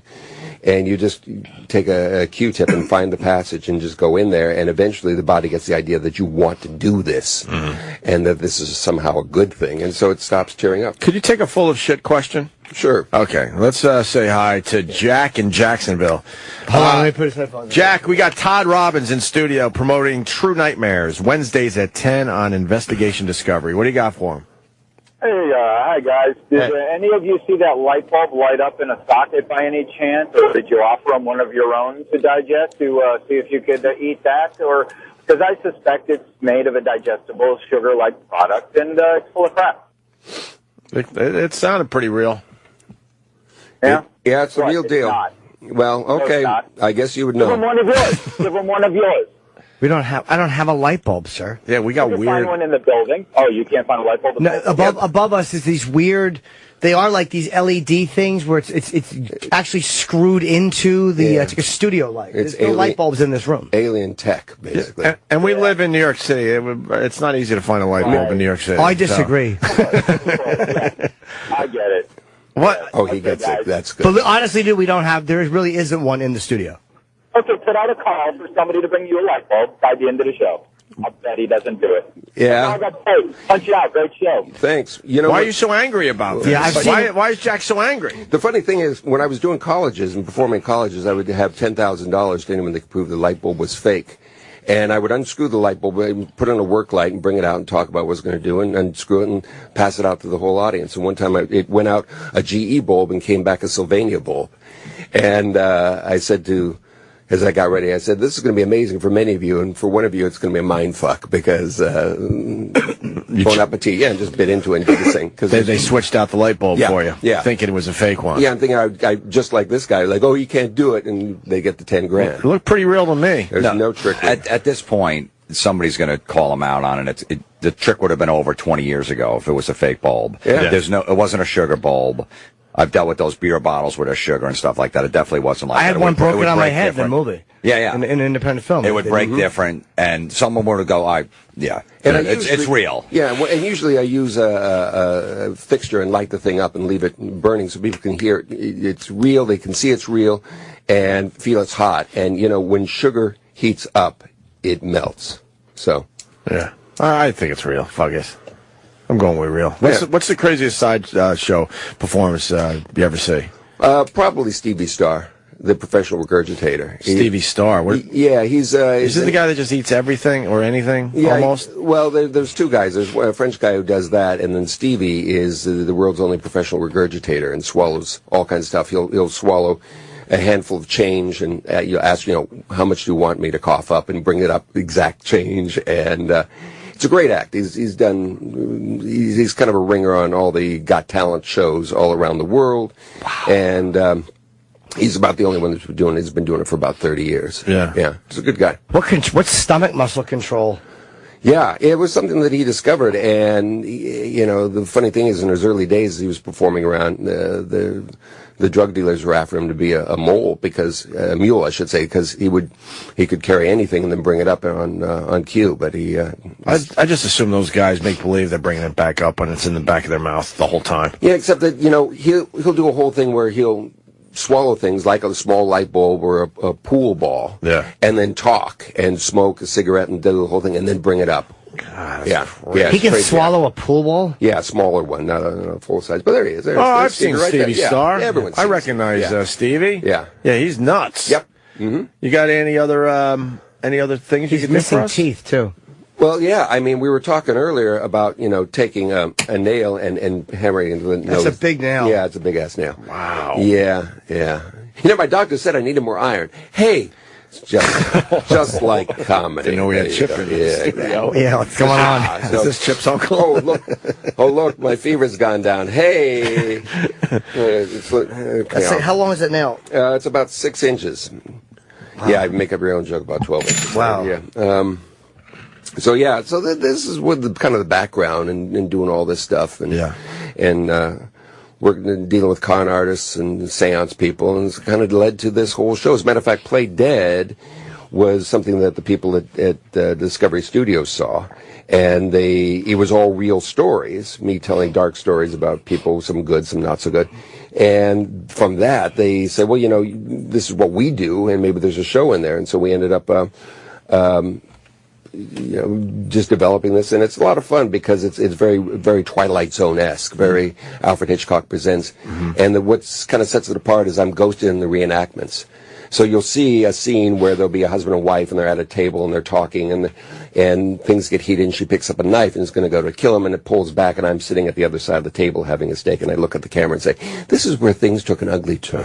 Oh, so you're kind of a part of the scene without them seeing it. Yeah, exactly. I'm sort of an angel of death that kind of floats throughout the stories, and then also do the VO and stand-ups, intros and outros. And you play with Woody Allen's band? Yeah, I've done 2 albums with at Woody. the Carlisle? Yeah, but the charges were dropped, so... Is he still performing there? Yeah, every Monday night. They usually take... So every Monday he still goes down there with his jazz band, and you were the piano player for many years? Yeah, off and on I've been doing it. I'm sort of the sub-piano player. How'd you meet Woody Allen? Through his musical director. Was a wonderful musician and banjo player, like that's a good thing. And we met years ago and hit it off, became friends, did a bunch of shows in various clubs, and then when Michael's Pub, where Woody played for years and years, closed down, they moved around a little bit, and I ended up playing piano with him. So we did 2 albums, and it's a lot of fun. Okay. Is he a good clarinet player? He is. But the thing about it is, he's been doing it for so long, people think that he's going to be this virtuoso and play like Benny Goodman and all this. But really what he likes is sort of Preservation Hall jazz. kind of stuff. And so it's old and it's creaky and it's got vibrato and bent notes. And what's that mean? I don't know. Understand? I don't listen to jazz. So what does Preservation Hall mean? It was Preservation Hall was where the first generation of jazz guys down in New Orleans were playing towards the end of their lives, and they didn't have the facility that they had in their youth, but they had so much soul in their playing that they could get more out of 3 notes than most people could get out of a dozen notes. And it's still going on today. And Woody loves that sound. That first band that played there was just this great rollicking group that was still in their 80s playing for dances and playing all night long kind of gigs. I didn't think you liked them that old. Well, musicians, yes. He's never put you in one of his movies, though. No. Why? He could put you in the background on a piano. What's wrong with this guy? You know, it's the kind of thing he keeps everything kind of separate. And his friends are over here, the musicians are over here, the movie stuff. He don't want you too close, right? Exactly. I hear you, Todd. Yeah. I'll always see you at the jazz club. Mm-hmm. Is he a good guy? He is. He's very quiet and he's very kind of dour, if anything. But he's been very nice. And what can I say? I usually sit like this close to him, and we have next to no conversation except turning around and saying what tunes he wants to do, and we get in a little conversation about stuff. What kind of people go to those shows every Monday? Is it kind of the same people every week, or it's often European tourists. Really? Yeah, because it's got a hefty price tag. It's like a $75 cover and a $55 minimum, just to hear a single set of like. Could we walk in on a Monday and check out Woody Allen? Sure. How long's the set? Like an hour? Yeah, it's about an hour long, and it's great. But the funniest thing about it is that we're playing all this old New Orleans whorehouse music, and you get these moneyed East Side people and moneyed hipsters, and the European tourists, and they're sitting there and they're smiling and they're kind of clapping and tapping their feet along, and we're playing songs like "The Whores Go Crazy About the Way I Ride." And it just makes me laugh that they think, this is high art that we're doing, and it's just this. It's just down and dirty. Yeah, completely. You don't play with them anymore? I haven't done it for a while. Okay. Yeah. I went there on a date once. We didn't go to see Woody. Wow. It wasn't a Friday night. It was a Friday night or something. Yeah. That's a really cool hotel. You walk in, there's pictures of like Jackie Kennedy and JFK, and he was, I think, fucking a lot of women in the Carlisle Hotel. Yeah. It has a very kind of lovely dark history, and a lot of famous people died there. Did they really? Yeah, old timers, because they used to have apartments there. So like old movie stars and people would actually live at the Carlisle. There's a side entrance where people that have residence there. Do they still live there? Yeah, but for the most part, it's kind of a European high-end hotel. The European tourists and stuff. What's the hotel like inside? Is it updated, or is it like one of those places that looks like it's been there, like the Overlook Hotel? It's been nice. They've renovated it. It's not a terribly hip place, but it's still kept up very, very well. And they do a renovation every couple of years and just make sure everything's very fresh there. I went into some hotel bar this weekend, or no, a couple of days ago. I was just having a beverage with someone, and Giuliani was coming out of the hotel. I was kind of hoping he'd come in so I could bother him. Hello, Mr. Mayor. You got a picture with him already? I did. I just want to chat with him. You just want to have a little chat with the ex-mayor? I don't know. Maybe he'd sit down and talk. How's radio business? Stupid lisp. You must love the Amazing Randy as well, huh? Oh, yeah. If you're in the Penn Jillette world. Yeah, Randy's a friend. As a matter of fact, they just did a big conference out there, and they had sort of a farewell retirement party, and it was... He's retiring? Well, yeah, he stepped down. He's 86 years old. We had him in here less than a year ago. Yeah, because of the documentary he did. But that documentary, An Honest Liar, is ridiculously good. Yeah, he stepped down from the James Randi Foundation from being the director of it, and he's coasting a little bit, but he's still staying very busy on all the things he does. Really sharp still. Oh yeah, when he was in here, he was amazing. Do you enjoy like Chris Angel and all these like newer guys? When they're paying me to consult with them, yeah, because they want to learn some of the sideshow stuff, and I learned from the last generation of real sideshow performers, these guys that really made their living doing all this stuff year in and year out. So if people want to learn the techniques, they often give me a call. So I taught Chris Angel how to eat fire and walk over broken bottles on his bare feet, and I've done a bunch of stuff with David Blaine and folks like that. What about Copperfield? Yeah, what about Copperfield? So anyway, it's a beautiful day out. Wait, you don't like Copperfield, but you like David Blaine? What's wrong with you? No, maybe Copperfield asked him to consult on his in-house pool. We saw how that worked. Get it? Flooded. Yeah. Millions of dollars worth of damage. I think Blaine's stuff is really lame. I mean, his street sleight of hand is pretty terrific, yes. But those over the top of events he does are horrible. Yeah, but it got everyone talking about him. That was the whole thing. And it's interesting in that the way he would blend reality with trickery, and so that no one really knew where one ended and the other one started. So that's basically if you want to call it genius of David Blaine, is it gets people talking about what he does. What don't you like about Copperfield? Is it the fact that there's been camera stuff, or is it? No, David and I had a little falling out a few years ago. You knew? Okay. Yeah. Did you guys work together, or did you consult? Well, yeah. I thought I was working for him, and he thought I was being a friend.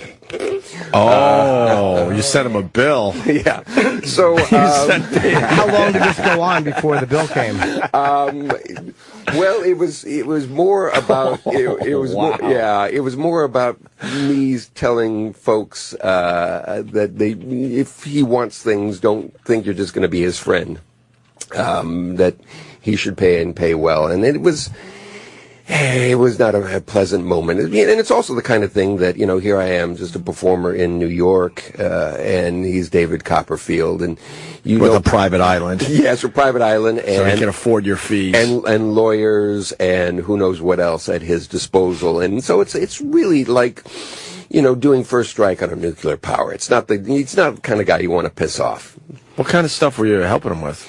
He wanted, again, about some Sideshow stuff. He wanted to find some old Sideshow illusions and things like that. And I was like, yeah, okay, because he came and saw the show I was doing off-Broadway. So he wanted some more of those more obscure ones, probably, not the ones we all know. Yeah, and I was going to help him find these things, and he just kept asking and maybe your price tag was too high. We never got to a price. Well, did tag. you not? Okay. But in a way, though, is Copperfield just thinks you're helping him out, and then you're like, well, hey, I'm working for you. How was he supposed to know? There's a lot of folks that have money and fame that will use the fact that they're famous to get what they want, and when money's no object, oftentimes money then becomes a game, and trying to get things for nothing. And I'm not saying that this is what Mr. Copperfield was doing, Your Honor, but it never got to the point where it should have, and I wasn't terribly happy about that, and I made a little noise about it, and he wasn't happy that I was making some noise. He's probably not happy that I'm making noise now. Well, he doesn't get up this early, so. We had him on once. He was pretty cool on the phone. No, he's got a great show. I've seen it a few times. Yeah. Well, he's the best David Copperfield we have, and almost everyone that does illusions wants to be him. I'll say it again. I was bothered by the tree shadows. It took me out of one of his illusions. I was so mad at him. It was like, I don't know, like somebody in the audience popped up on a deserted island, I think. Yeah. But I was watching the shadows of the trees, and they were way off. Yeah. Showing that a lot of time went by, and I'm thinking to myself, why wouldn't you just film at the exact time every day until you got it right?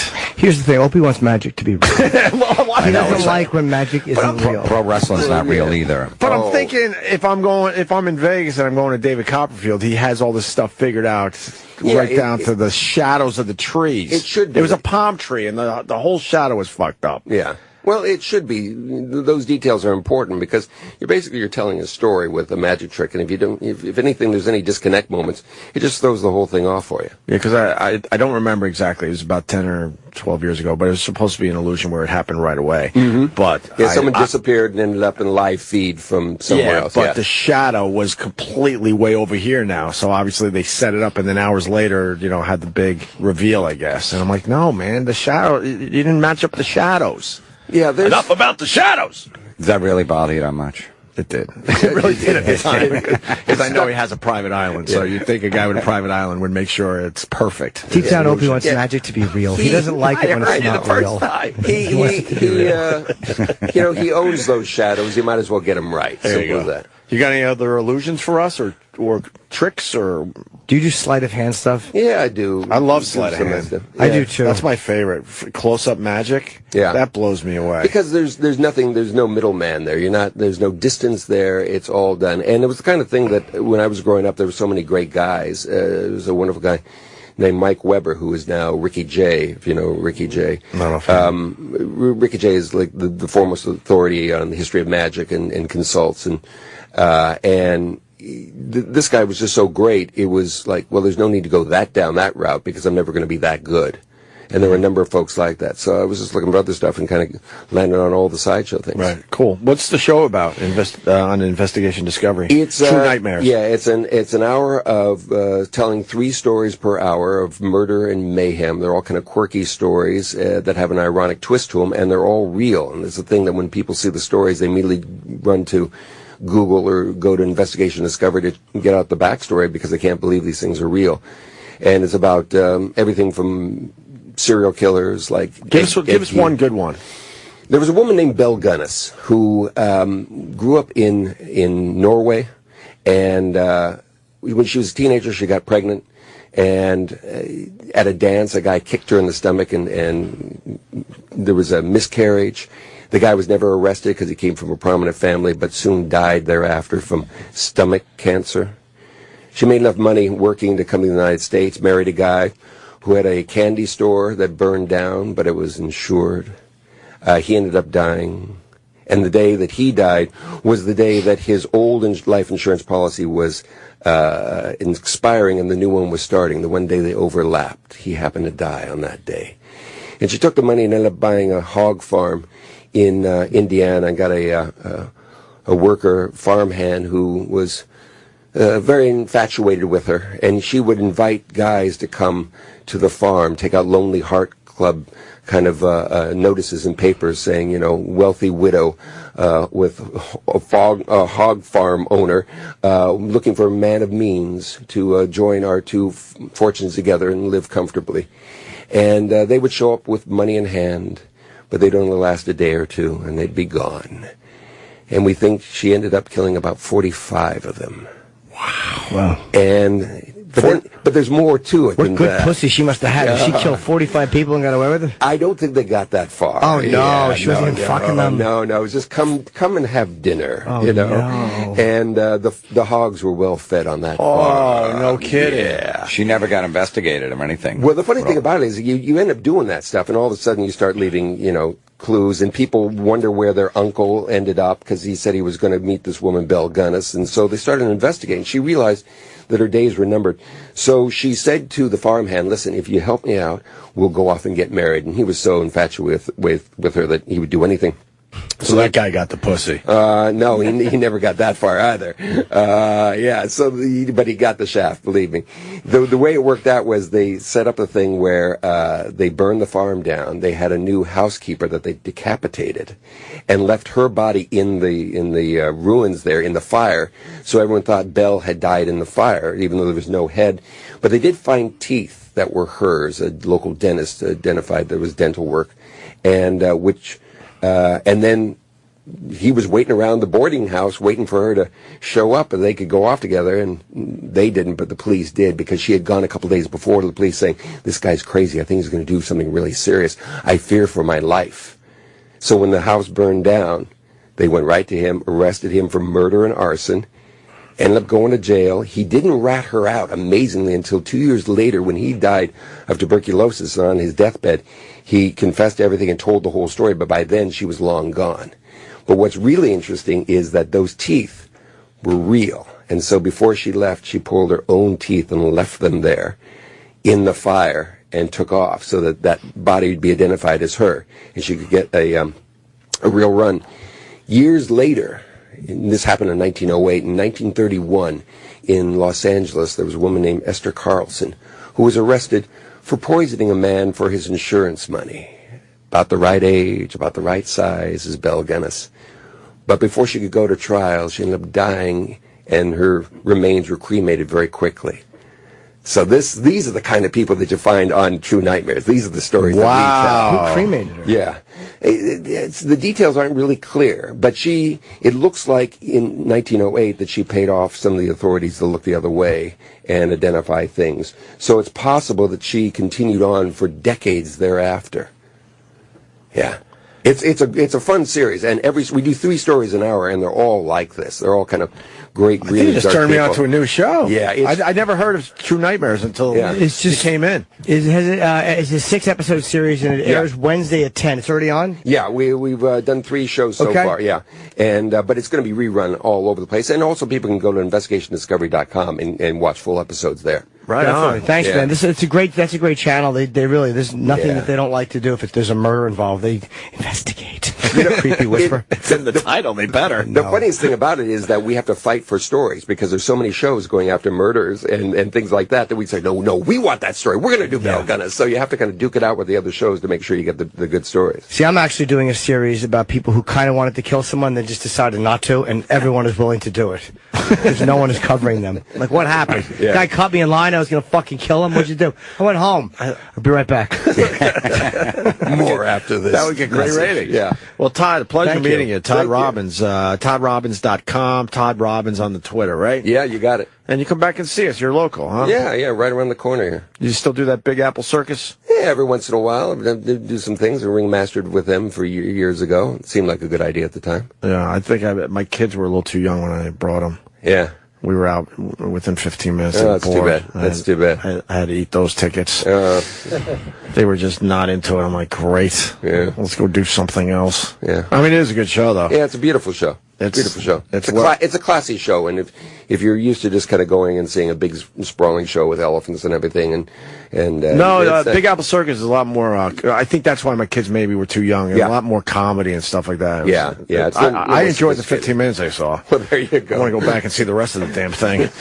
And there's no animals. Yeah, they don't really use the animals. Not the exotic animals, no. We were just talking about the elephants. I know I'm getting older because I took my kid to Philly to the big circus there, Ringling Brothers, and I couldn't watch the elephants. I felt bad for them. Yeah, I mean, that's a whole other discussion there, and there's a lot of misinformation about the way animals are treated in circuses. Are they treated well? Yeah, they are for the most part. There's some, there's some examples of people. What about all the traveling and stuff like that? Going that's from show to show. That's part of it. Is they have to really make sure that the animals are taken care of well and exercised, and so that they don't become, a problem. So Ringling Brothers just caved to pressure because they know they were treating their animals well. Is that what you're I mean, it was a losing battle with the press because it was a good story that fun-loving circus show, family entertainment is abusing animals, which is not the case. Right. Even if they didn't abuse them, those elephants must just hate that life, just getting up and putting their fucking big hands on someone else's back with a dumb hat on. It's just humiliating. I love when they trample people. Fucking hate it. I do like those videos. How do you exercise an elephant, though? Well, you end up walk around in a circle. Yeah, basically just that's all they want is to walk around a circle for 20 minutes every day. They want to run around, take giant shits outdoors, trample people in Africa. Now they got to just do this for white people. They're so embarrassed. But the other side of it is that these elephants will live as long or longer than human beings in this situation. But it's not a happy life there, Todd. The elephants I've talked to haven't had any better to burn complaints. out than fade away. Come on, we all know that. Oh yeah, yes. Oh, yeah? Okay. Well, if you say so. I don't believe that as much now that I'm getting older. But no, it's the kind of thing that the other thing you have to look at is there are no days off when you have a performing animal.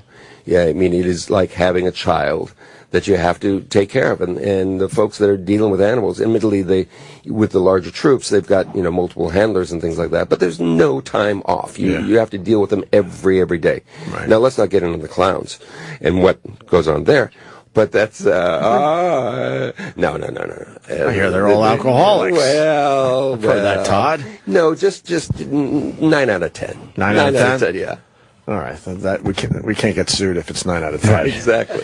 Thank you, Todd Robbins. My pleasure. We'll have you back. All right. And October 14th it premiered. It's 6 episodes every Wednesday, 10 o'clock on Investigation Discovery. Yeah. And we got Kevin Brennan coming in, and Bruce Campbell's at 10. Right. So let's take a quick break. Great. We'll be back. Thank you so much.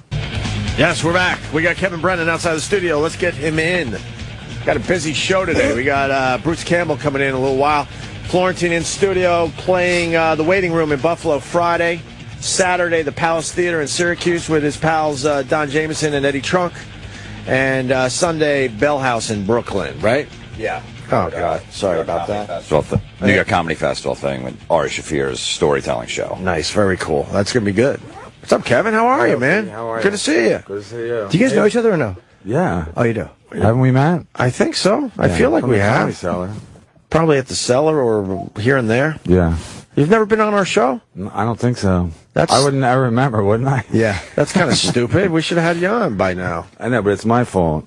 All right. Well, now you're on, and we'll go from here. Because I never asked. I asked, and he said, "Yeah, come on." That really was I'm always waiting for people to ask me, like I'm 7 years old, like you know, like you got to wait for people to ask you. Be polite. You know I'm like, how- fuck that. I got kids and shit. I need money. You know how bad you just made our show sound? Yeah, come in. Yeah, basically. We have nothing else going on. Well, Kevin just asked me, he goes, hey, man, you got, and the last time we were going to, I think we couldn't because we were booked solid. Yeah. It was a few weeks ago. And then he's like, how about now? Because I'm doing Atlantic City. I'm like, yeah. And we made it work. No, but 2 weeks ago, I asked you like the night before. I saw you at the Cellar, like in the bathroom. I go, "Can you put me on tomorrow?" You go, "No." I gave him like 27 minutes notice. Yeah, and then I'm like, that's why I don't ask people because they always say no. You know. No, we love having you guys in. How many kids you got? 2. How old? 3 and 7. Whoa. Well, you live Kevin was commuting from fucking, you were in New York, and then where'd you move to? Ocean City, New Jersey, right? Yeah, past Atlantic City, south of Atlantic City. Yeah, that was stupid. No, but I had a house there, and then I didn't want to sell it. And then we had a house here, and we had a house in Ocean City, New Jersey. Yeah. And then once my wife got pregnant, once we had our first kid, my daughter, I didn't want to live here. I didn't want to have 2 rents, you know. So we decided to move there. But then it was like it's weird down there in the winter because it's like everyone goes to the Wawa because that's like the center of town. You know what I mean? It's open 24 hours because everything else is just creepy. Right. You know, It's just like a dead. Fucking shore towns are creepy. They are. in the winter. And all the murders happen in the winter in shore towns, and everybody knows the murderer always knows the murderee. You know what I mean? Yeah. Because people just get crazy, and they're like, I'm gonna kill my roommate or whatever. Is that what it is? People just go stir crazy? Yeah, they go crazy. And my wife is going crazy, but I didn't go crazy because I was traveling, so I liked living there because I was traveling. I would come to New York, and then when I wasn't working, I was just like relaxing in my beach house, you know. But she was going crazy, but fuck her. Anyway. That's not my problem. I told her to get some road work. And then you go to the Wawa because you want human contact. Yeah, no, you go to the Wawa. What a horrible place to get human contact. And you're like loitering at the Wawa because you just want to run into other people, you know? Yeah. Pick up the Philadelphia Inquirer early. So that's also a dry county, right? Ocean City, New Jersey. Yeah. No booze. You have to go over a bridge and then the next town to get any kind of liquor. Yeah, you got to go to Summers Point. Yeah. I actually met one of my best friends who's a cop now. I met him because he was I was going over the bridge. I was playing poker at Atlantic City, and I just I'd almost won the tournament, but I didn't, and I was pissed. So I was coming over the bridge like 2 a.m, and I hadn't had a sip of alcohol. But he, you know, it was like in the winter. The lights go on, and I'm like, I can't wait for this because he just assumes I'm drinking because it's because everyone comes over that bridge, Summers Point. So he comes up, I go, give me a breathalyzer right now. Let's do this right now. And he goes, no, I didn't think you're drinking. I thought you weren't maintaining your lane. I go, what? You know, so then I just made a scene. I told him I was going to go to I was going to report him to his superior officer. Yeah. And then I actually went to the police station and he said, his sergeant goes, go in there, I'll take your statement. And they were like all laughing at me and everything. So then I went in, I came in, the guy who arrested me comes in. So I think he's going to like beat the shit out of me. Like, this is how we do it in a small town. But instead he goes, yeah, I Googled your name and I think I saw you on HBO one time. So then like we took pictures of like my tickets because he was going to give me 4 tickets. But they waved them all and they ripped them off. And now he's like one of my best friends. And the thing was, once you became friends with this guy, I became friends with all the cops. So then I could literally like drink and drive down there. You know what I mean? Right. Because they all knew me, you know, and I was like a local celebrity. See, kids, the cops are cool. See? Cops are great. That's why, like, everyone's mad at cops now. Like, take it from Kevin cops are such dicks. Kevin's trying to get this guy fired, basically, reporting him, and now they're best friends. That sounds like a good guy. That's a good guy. No, but that's the thing. When I put out, all this Black Lives Matter, and I guess they do, but the Black Lives Matter. No, the Black Lives Matter thing. It's like everybody's like shitting on cops. Cops are like the nicest. If you're friends with them, they're like the nicest guys. They're amazing. They'll do anything for you. These guys in Ocean City, they would tow, like I was always, my cars would like, with snow and anything, they would help me out, you know? And compared to like show business pricks, yeah. I mean, these guys are like, they're all saints to me. I don't understand the youth where they're all like, fuck the police. It's like, no, you got to figure your way in. Yeah. Because it's an amazing world to be part of. The police Great. are like the greatest people. As long as you're not, you know, so, whatever. Kevin, how did you get arrested? How did you get arrested for? He said you weren't maintaining a lane, but the next thing I know, you're at the police station. What did you do to get arrested? Well, then I was talking shit because I was sober. So it's like, if you're sober, you can do whatever you want. Like if you've had like a drop of alcohol in your system, the cop, you're dead. But if you're sober, you can basically, as long as you don't touch the cop. You know, I made a total scene of myself. Like I said. And then I can't remember because it was like 5 years ago, but I was just talking so much shit. I was yelling out the window. He called for backup. You know, it was just one of those things where, no, it's one of those things where I'm going to get my money's worth. You know what I mean? Like if he's going to pull me over, and I'm sober. I didn't do anything wrong. And I just became like a complete dick. I was like, I can't wait to see you in court because I'm going to eat you. I'm not gonna. Even though I'm not gonna, but it's still fun to like. The point is, stay sober, and then you can do whatever you want. At what point did he say I told my friend, I go, you could smash into a cop car head on if you're sober. You know, that's easier to do than just driving into a tree with like 2 beers in you. Because you could just be a shitty driver. You could smash into a cop car, like a bumper car, and just be like, oh, well, you know, I'm a bad driver. That's all I can do is say you're a bad driver. But if you're sober, you can do whatever the fuck you want, you know? At what point did they arrest you? Like, what point did they go, all right, one more word and we're locking you up?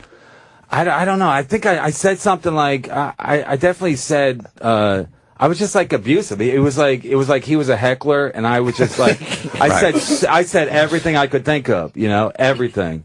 And then he got the you know, they when he called for backup, the other cop came on the other side, and I could see in the rearview mirror, and I go, you guys are really doing a good job with this sneaky technique, just all kinds of bullshit, you know, anything I could think of. It wasn't even funny. Like I made fun of his name because his name was Coob. I'm like, does that rhyme with boob? You know, like childish insult. Yeah, it wasn't. Like I was already in a rage because I lost the poker tournament, and my wife was like 8 months pregnant, so I was already like, I was having a lot of anxiety about that. Was she with you? No. Oh, she didn't go to the poker tournament 8 months pregnant. Yeah, she was sitting by my side at the tournament. No, she's never with me. How much did you lose? No, I was in a tournament. You buy them for like $100. Yeah, a couple $100, whatever. Yeah, and then I could have won like 6,000. I had like pocket aces, and the guy had pocket 6, and he hit a 6 on the. Oh, you went to the final hand. No, I went to the final table. Final table, you know? okay. But it was one of those things in Atlantic City where I was a little addicted to poker for a while, but who wasn't, you know? Yeah. I never really played it, but I see guys getting really just roped in fast. Yeah, plus once you can play online, anything you can do online, it's so easy to get addicted to. And it's not worth folding all those times. That's why I would suck at it. Yeah. Because it would be boring to me. Yeah, I know. I got to play this hand. I can't fold another 10 hands in a row. I know. People who play blackjack, they can't play poker because blackjack you play every hand. Poker you got to fold so much, you know. What the percentage of hands you got to fold if you're a good player? What would you guess? 80%. 80%. Yeah, you just fold. See, I couldn't do that. When you start out, you don't fold, and then you realize you get should eaten fold. alive. Yeah. So. How often were you going? I don't know. A lot. Like, were you going a few times? No, I would just go, but then when I was playing online, so then you play online, and you just sit there like all night, and you're just drinking, you know. Just drinking beer, and then like it's 6 in the morning, and my wife's like, she wakes up to go to the bathroom. She's like, "You're still here?" I'm like, "Yeah, one more hand." And that's another hour or two. Oh boy! Whenever a guy says one more hand. Did you lose a lot of money on online poker? Yeah, but you never really. It's always like $100 to $500. You just take it out of your out of your bank account, so you're not really keeping track. Right. It's like buying drugs, I guess. You don't really keep track. You're like, no, I don't know. I think I spent some money. Was she keeping track? I spent a little bit. Yeah, no, she doesn't really know, but she was not happy. She was just like, well, but she's never happy. No. What do you think that's about? No, my wife was like, well, right, Jim? You've been married. Not anymore. No, after a while, it's like, no. I mean, I think you just like find hobbies, like men hobbies. You know, like I don't have a gun rack, or I don't go deer hunting, so I needed something. You find distractions. Yeah. So then what? You guys moved back to the city? No, then I moved to California because I got some writing jobs. I was working for Norm Macdonald, the great Norm Macdonald. Love him. On the sports show. That was a good show. I know. It was a good show. But he's an idiot. He's a real idiot. No, he's a lovable idiot. He's just so... He actually, I was living near, I was just thinking about this because, anyway, so I had to drive him home because he doesn't drive, because he's like Rain Man, you know, he doesn't have a license. Did he ever drive? He doesn't drive? I think, no, he doesn't drive, especially in L.A. He doesn't drive, so. Can you imagine being in L.A. and not driving? Well, now you got Uber, so it makes it a little easier. Yeah, now it's fine, yeah. Yeah, so. I think he had Kevin. Or Kevin, no, right. Uber or Kevin. No, but somebody always has to give him a ride, so I had to give him a ride one night, and I was already nervous because he was like my boss, you know, and so then he invites me up to his house, and it's like a Friday, so we have off the next day. He goes, "You want to come up?" I go, "But I think it's like a gag, like he's tricking me." I go, "No, I don't think so." He goes, "I'm not going to try to fuck you. I'm not going to show you my I'm not going to show you my etchings. Just come up." So I go, "All right." I go, "All right, I'll come up." So then I come up, and it's awkward, you know. Yeah. And then so he goes, "Oh, you better go." I go, "Thank God." So then we go. What made it awkward? He was just weird. He's like got cats, and then he started reading something to me. Like it was really fucking. He started reading. He goes, "You ever hear this author?" And he started reading like a passage from the book. He tricked you. He wanted to fuck you. So then on Monday he goes, "Yeah, Brennan gave me a ride home on Friday," and then we get to my house. He goes, "Can I come up?" I go, "What?" So he flipped the stories. He's like, "Why, you trying to fuck me?" I go, "No," but I couldn't. I was like, Norm's lying, but you know, he's just one of those guys that like no matter what you can't. He's like slippery. What kind of house does Norm live in? It's actually pretty nice. Yeah. Yeah, he keeps a nice house. How long did you stay there? So he read you the little story, and then what? It was awkward. I never told this part. But no, he started reading to me. I was like, oh my God. He was reading a thing, and he goes, "Is this great?" I go, "Yeah, it is fucking great." I wasn't getting jokes on, so I had to like play along, you know. It was like week three of the show, and I was like, I wasn't getting jokes on, so I'm like, But I'm like, I guess this is how he does it. He just starts reading. Were you enjoying the story? No, it stunk. I've never had a man read me one of his favorite stories. I mean, it'd be better if it was like a Cat in a Hat, so I knew how the story went. I knew it was going to end, you know. But this could have gone on and on. So I was like, What was it about? It was terrible. No, it was like real dry. It was like Norm's like, "This is one of my favorite authors," but it was like real dry comedy. He goes, "This is my favorite kind of comedy." I'm like, "Oh." You don't remember the author? God, now I want to know. No, I could find out. I could ask Lori Jo, his trusted assistant. She'll know. I feel like he has the potential to be like a hoarder, Norm Macdonald. Oh my God, he's got. Every time you hear something, you're like, "Yeah, then Norm, whatever." Yeah, but he's just a funny guy. I love him. Yeah, he's hilarious. God, he's a lovable guy, though. He's so lovable. Absolutely. We got a big fan of yours on the line here. Mikey in Jersey, go ahead. Hey, I just wanted to bring up one of my favorite jokes I'll never forget from Kevin Brennan from his one-night stand probably like 10 years ago now. It's when he said, "I went to the Puerto Rican Day Parade to get all my stuff back," and the whole crowd goes, "Boo!" And he goes, "No, I'm just kidding. I can never get my stuff back." And he got a big laugh from that. I'll never forget that joke. Sir, you butchered Kevin's joke. What Kevin said was something about this Puerto Rican Day Parade. And when that happens, I like to go up to the Bronx and get my shit back, right? And steal my shit back. And steal my shit back. He didn't go to the parade. Why would they carry his lamps to the fucking parade? But that's why fans are so great. Maybe I gotta watch it again. Yes, sir. It was watch it again and get back to us. But it says it's your favorite joke of all time. I would think you would remember your favorite joke of all time. Well, it's the most memorable Kevin Brennan joke to me, but I haven't. It's a great joke. It is a great joke. But you took Kevin's joke and you surgically removed the humor from it. And you made it just a list of words. No, I had a joke where I said I live in Queens. They're selling crack in my neighborhood. Finally, you know, and that was like one of my first good jokes. And my manager used to always quote. He goes, "They're selling crack cocaine in my neighborhood." Finally, I'm like, "You're fucking up the joke." And you hear it every night. They just can't. They can't because you're not pausing. No, you're saying crack cocaine. It doesn't need cocaine. You know what I mean? It just makes it more of a whatever. But we don't have to talk about comedy. But I'm just saying, even people that are close to you still will botch your jokes. My manager will quote my jokes, and it's so hard not to take a phone and just fucking smash them in the head. No, because you don't want to hear it. You hear it all the time anyways. But You don't not want to in hear front it. of people. Not like I'm your nephew. You could ask him to sing like I did at the recital. It's fucking embarrassing. Jonathan will do that. Yeah. He'll be like, and then Jim does it, and I'm like, dude, don't ever do that. Don't quote me in front of me. Does he make you do it sometimes? No, he knows better than that. But he'll laugh along, and then there's no energy being picked up. Yeah. And it's just like me and the other guy are silently humiliated for all of us. Yeah. Fucking stop. That's He means great. well. He I does don't mean well. even think I did that joke at HBO. Maybe I did. I don't know. I don't remember. I know Well, the joke. my wife's Hispanic though now, so now it's all come to roost or whatever. Yeah, How'd you meet her? I met her at the Comedy Cellar. Oh, you did?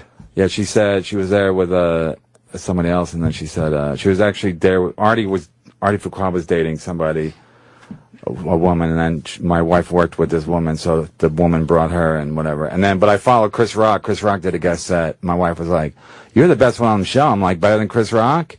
And she goes, "Yeah." So I basically called her bluff, and then I asked her out. She goes, "Well, you have a girlfriend?" I go, "No, that's just my act." But I did have a girlfriend. But anyway, but we were breaking up. So you went out with her. Yeah, and then yeah. How long did you get married? Because I was surprised when you got married. No, I mean, marriage isn't for everybody, right, Jim? Yeah, you're right. You're damn right. No, I'm saying marriage is good, but you got to be on their schedule. Like my kids, you shouldn't have kids unless you're on their schedule. You know what I mean? Working at night and traveling, women don't. At first they like it, then they're like, where are you going? I'm like, I'm going to Texas. You know what I mean? And then they all, well, what time's the show over? Can you call me after? You know, I guess it's better now that you can like Skype and FaceTime people so they can see if anyone's in your hotel room. Yeah, and then they get jealous if you're sleeping during the day or you don't have to get up in the morning. Yeah. They're like, oh, you get to sleep in, I don't. You know, like Yeah. No, I know, but you're right. But you don't have a fucking stand-up act, so shut up. Yeah, you don't have to do 5 shitty morning radio shows. Shut your pie hole. My son the other day, my son's 3, and he was like, it's just so ridiculous. Because, you do get jokes from your kids. So my son was like, he's 3, so he's playing with his penis the other day. So I go, that's usually simply sign he wants to go to the bathroom. So I go, you got to go potty? He goes, no. I go, what are you doing? He goes, I'm tickling my bang bang. And I'm like, I'm like, what? He goes, tickling my bang bang. I'm like, he's been hanging out with some Asian kids at school. He's tickling his bang bang. At 3. Because I never heard it called a bang bang, and we don't use that kind of phraseology in the house. Bang bang. Bang bang. How long you been married?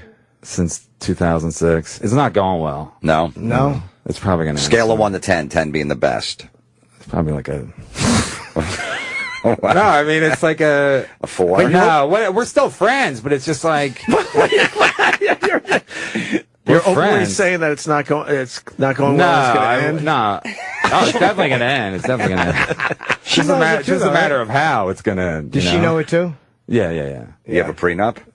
Yeah, but it's not. Yeah, but it's at this point, it's like No,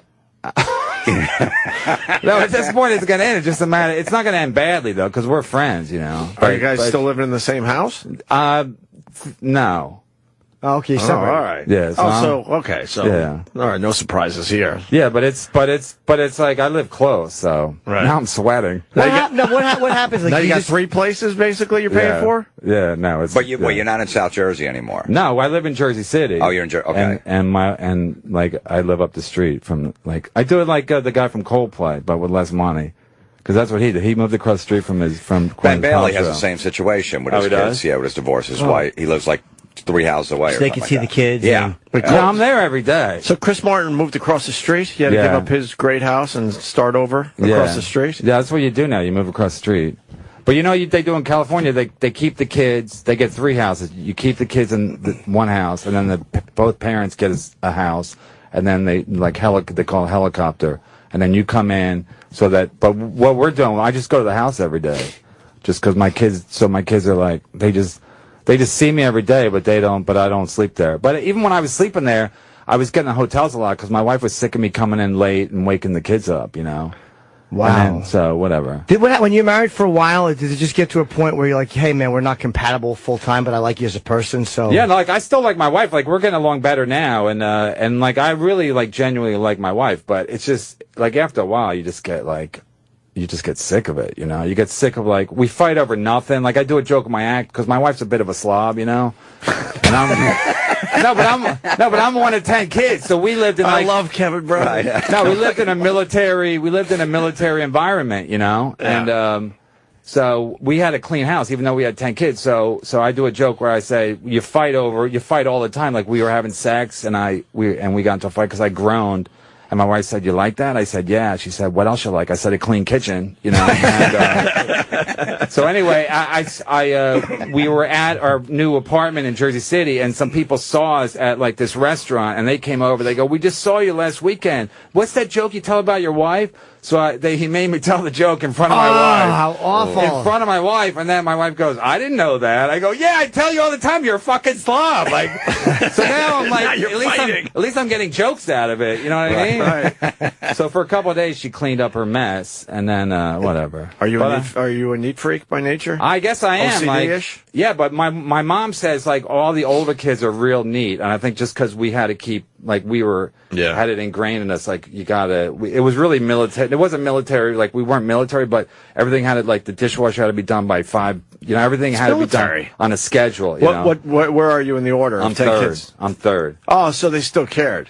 Yeah. So they're big families by the 8th or 9th kid. Yeah, they don't give a shit. Those kids can do whatever the fuck they want. That's true. They've because had it. My 2 youngest brothers, when I would go back to my parents' house when just the 2 of them lived there, their rooms were a mess, and I'm like, what the hell? What is going on up there? And my mom was like, oh, I haven't noticed, you know. Like, they just zone out. They really zone out after a while. Because after a while, they realize, okay, well, nothing's really going to happen, because they think they got to be real strict, or else it's going to be total chaos. And they're probably right. They can't keep that strictness up for 10 kids. Yeah, because it just gets exhausting. For them, too. Yeah. They get sick of being like the young ones end up becoming the wild ones, for sure. Yeah, in most cases. You get along with all of them, the brothers and sisters? Yeah, everyone, but all of them but 8.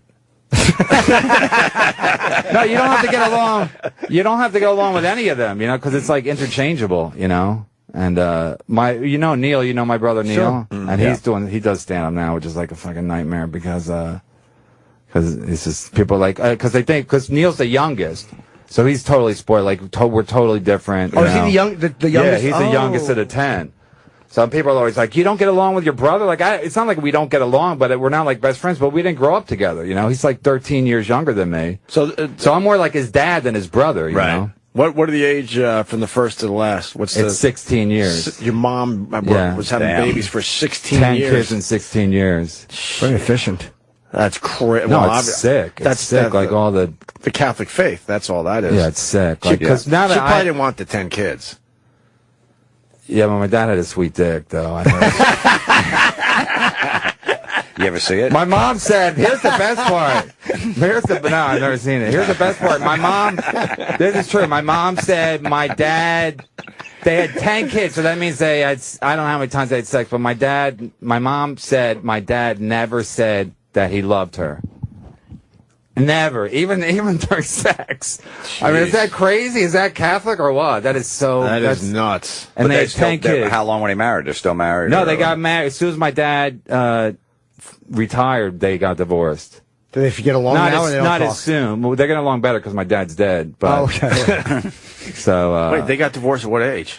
Like in their 60s. That's at that point. Why didn't you just say No, because my mom got sick of my dad hanging around the house, and then my mom was like, "Why don't you learn to play golf?" Because all her friends' husbands play golf, and my dad was like red hair, white skin. He couldn't be in the sun that long, you know. Yeah. So he couldn't. He would just sit inside and watch the stock market. So my mom's like, but whatever. It wasn't great that they got divorced, but they waited as long as they waited as long as they could. All the kids were out of the house, and they had money, so they were like, okay, let's split it up. Did he get any action after his divorce? He got married, and it didn't last long. So. He went and got married again. Yeah, but he didn't invite any of the kids. No. Well, were you guys mad he was getting married, or you didn't care? No, we didn't care, but then it didn't last long. He married someone in his building. And, what kind of woman? She probably was. Philippines?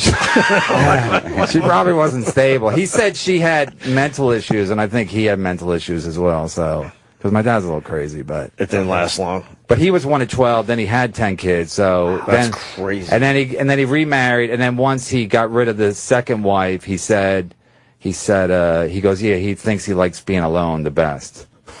He finally But figured he was it out. never alone. He was never alone. So at the end, he was finally alone and whatever. I didn't realize you and Neil were so far apart.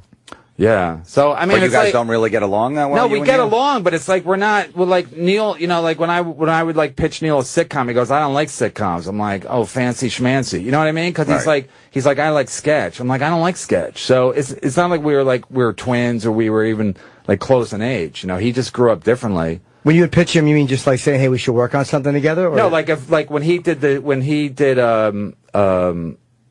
what's the movie him and Chappelle did?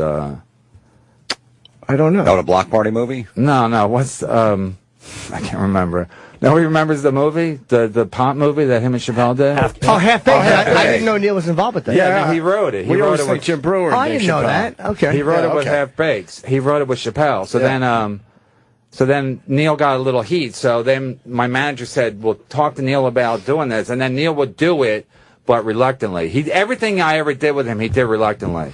But Neil doesn't like you unless you're kind of famous. Like even your brothers. That's but different. Yeah, but you're kind of famous. No, that's not the point. Like even now, like Neil's literally a star fucker. And with all due respect to Neil, with all due respect, I don't know if with all due respect, which means no respect. With all due respect. No, Neil one time said to me, he goes, "I think I can date Molly Shannon." Like, who says that? Nobody says, most people say, "I think I like Molly Shannon," but Neil's like, "I think I can date Molly Shannon." And then he did, but, because nobody else wanted to. Nobody else wanted to. Because she's a fucking lunatic. Like, I love her. She's a girl. She's great and she's sweet, just like you'd imagine. But what makes her? Nobody says like, "I think I can date." I like Neil's confidence. I do too, though. Neil must be all cock. He said I could date her, and then he did. He got it from your dad. You might have got dad's sweet dick. Yeah. No, but then he had to. But then he got sick of it because he's like, "This Molly's driving." Because he had to watch SNL, and then it wasn't enough for him to say he liked the show. He had to say specifically what he liked about the show, and it was just like, I go, "Neil, just get out of that." And then he wasn't, but she was, he was much younger than her. It was like a nightmare because it was like her son. They even didn't look right. What kind of too young? What kind of crazy is she? She's just like, she's real like neurotic, like you would imagine, I don't think I feel bad talking about her. I'd rather talk shit about Neil because I'll see Neil and then Neil will be like, "What the fuck did you say?" I'll be like, "You know what I said." Because I can still beat him up, even if I can't. Do you guys ever do shows together, like stand-up shows? No, people think we should, but Neil stinks. And no, I watch it when I watch his act. I'm like, I can't. You don't think he's a good stand-up? No, Neil's a good stand-up. He's a good stand-up. Yeah. No, I can't watch it though. It's like watching my sister do porn. I never want. No, it's real awkward. It's fucking awkward. Like it's so awkward. Like I watched like a minute. One time he was at the Cellar, and I had to watch for some reason. Like I was waiting for somebody to meet me there. My friends wanted to. I don't know. And then I watched for like 2 minutes, and I saw him on Comedy Central one time, and I'm like, I'm not. It wasn't for me. Do you think it's maybe because just as a detached non-Brennan, I watch Neil. I think he's a funny comic. But when you're related to somebody, you feel like it's a reflection of you. So if they like, oh my God, people are thinking of me. That's exactly what I thought. I thought like when they see Neil, they're gonna realize how funny I'm not, because Neil's gonna remind them. They're gonna be like, wow, Neil's awful, but it reminds me how awful Kevin is too. So I'm gonna not get work from Neil doing stand-up. No, I guess if I'm gonna get negative. I guess if my brother started doing stand-up, I'd feel a little weird watching him and stuff. You absolutely would It wouldn't feel be a weird. competitive thing, but yeah, be a little. You feel strange. I mean, did you guys get along when you were growing up? Yeah, I mean, but like I said, he all was your so brothers much and young. sisters- No, right. no, you don't. Your friends are like one or two, and then the rest you just fight. Are just annoying.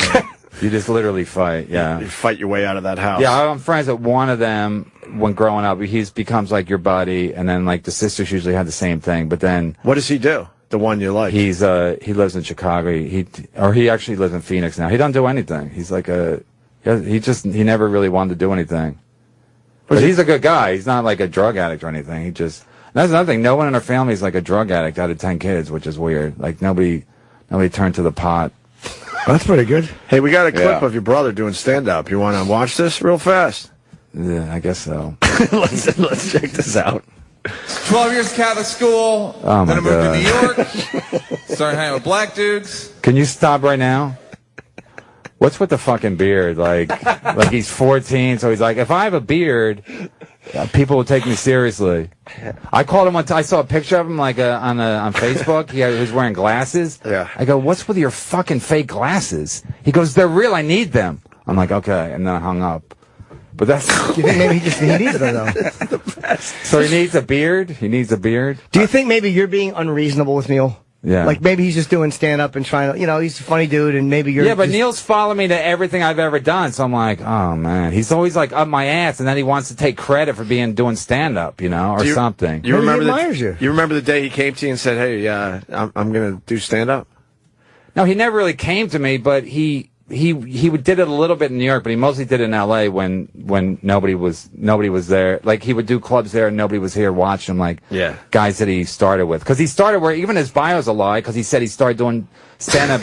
No, he said he started doing stand up with Chappelle at the Boston Comedy Club, and I'm like, he was a doorman there. I got him the fucking job as doorman. Right.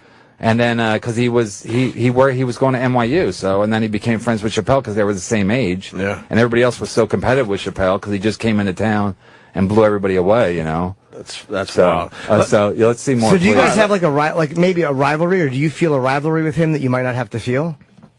I don't even. Do you know what I'm saying? Like, no. What's the question? Like, do you feel like competitive with Neil when you probably don't even have to? Like, you don't need to feel. Do you feel competitive with him? No, I think also because Neil has more money than me because of the Chappelle show, and then people always bring that up, and I don't even think about Neil that much, you know what I mean? Because I don't see him, and he was never really like competitively. He was never like a threat. It wasn't like I was competing for spots with him ever, But Neil, plus when Neil one time. And Neil knows all the stories, but one time I was going down to Boston Comedy Club. This is like in the early '90s to do a set, and I said, Neil, let me do a quick set. He was basically he was in charge of the room. And he goes, I can't. Because Barry Katz, who it was his club, he said, don't put anybody else on until Chappelle gets here. I go, just get this guy off and let me go on until Chappelle gets here. And he goes, I can't do it. I'm like, we're brothers, right? Aren't we brothers? And he's like, I can't do it, brother. You know what I mean? So it's like, my God. So that's one of those things. I'm like, he could do it, but yeah. And he was 20, and I got him the job, and whatever. So he had a choice. Yeah. So you get to a point where you're like, but Neil's a businessman first and foremost. So and in that moment, how long was it before Chappelle showed up? Do you remember? It's probably 10, 15 minutes. And the guy had no material. Oh, the guy who was on. No, whose side you taking? No, I'm actually just asking. I really don't know the story. I know you a lot longer. I know Kevin probably close to 15 years, maybe closer to 20. And Neil, I just met in the last few years. But Neil's a nice guy. Yeah, I like him. How often you guys talk? Whenever I see him, we talk for a long time, but I just don't see him. Let's play the rest of this. Yeah.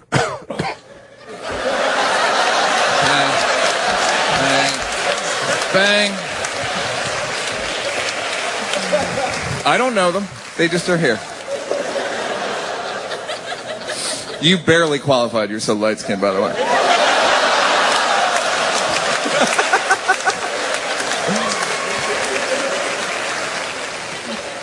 Yeah. So I got a lot of black friends. I have like over 20. Now it's like up almost 30. No, I got a lot of black friends. Here's the thing about my black friends. My black friends can relax in a way that my white friends can't. White people, we're not very good at relaxing. You know why? I figured it out. Because we're always worried about the rules and who's breaking the rules. The other thing about being white, you got to admit it, we got tattletale in our DNA. We got snitch in our blood, white people. I'll be at a nightclub with my black friends. It'll be packed. Everybody's drinking, dancing, laughing, having a great time. And I'm trying to fit in. Like, there must be 350 people in here right now. I wonder what the fire marshal would have to say about that.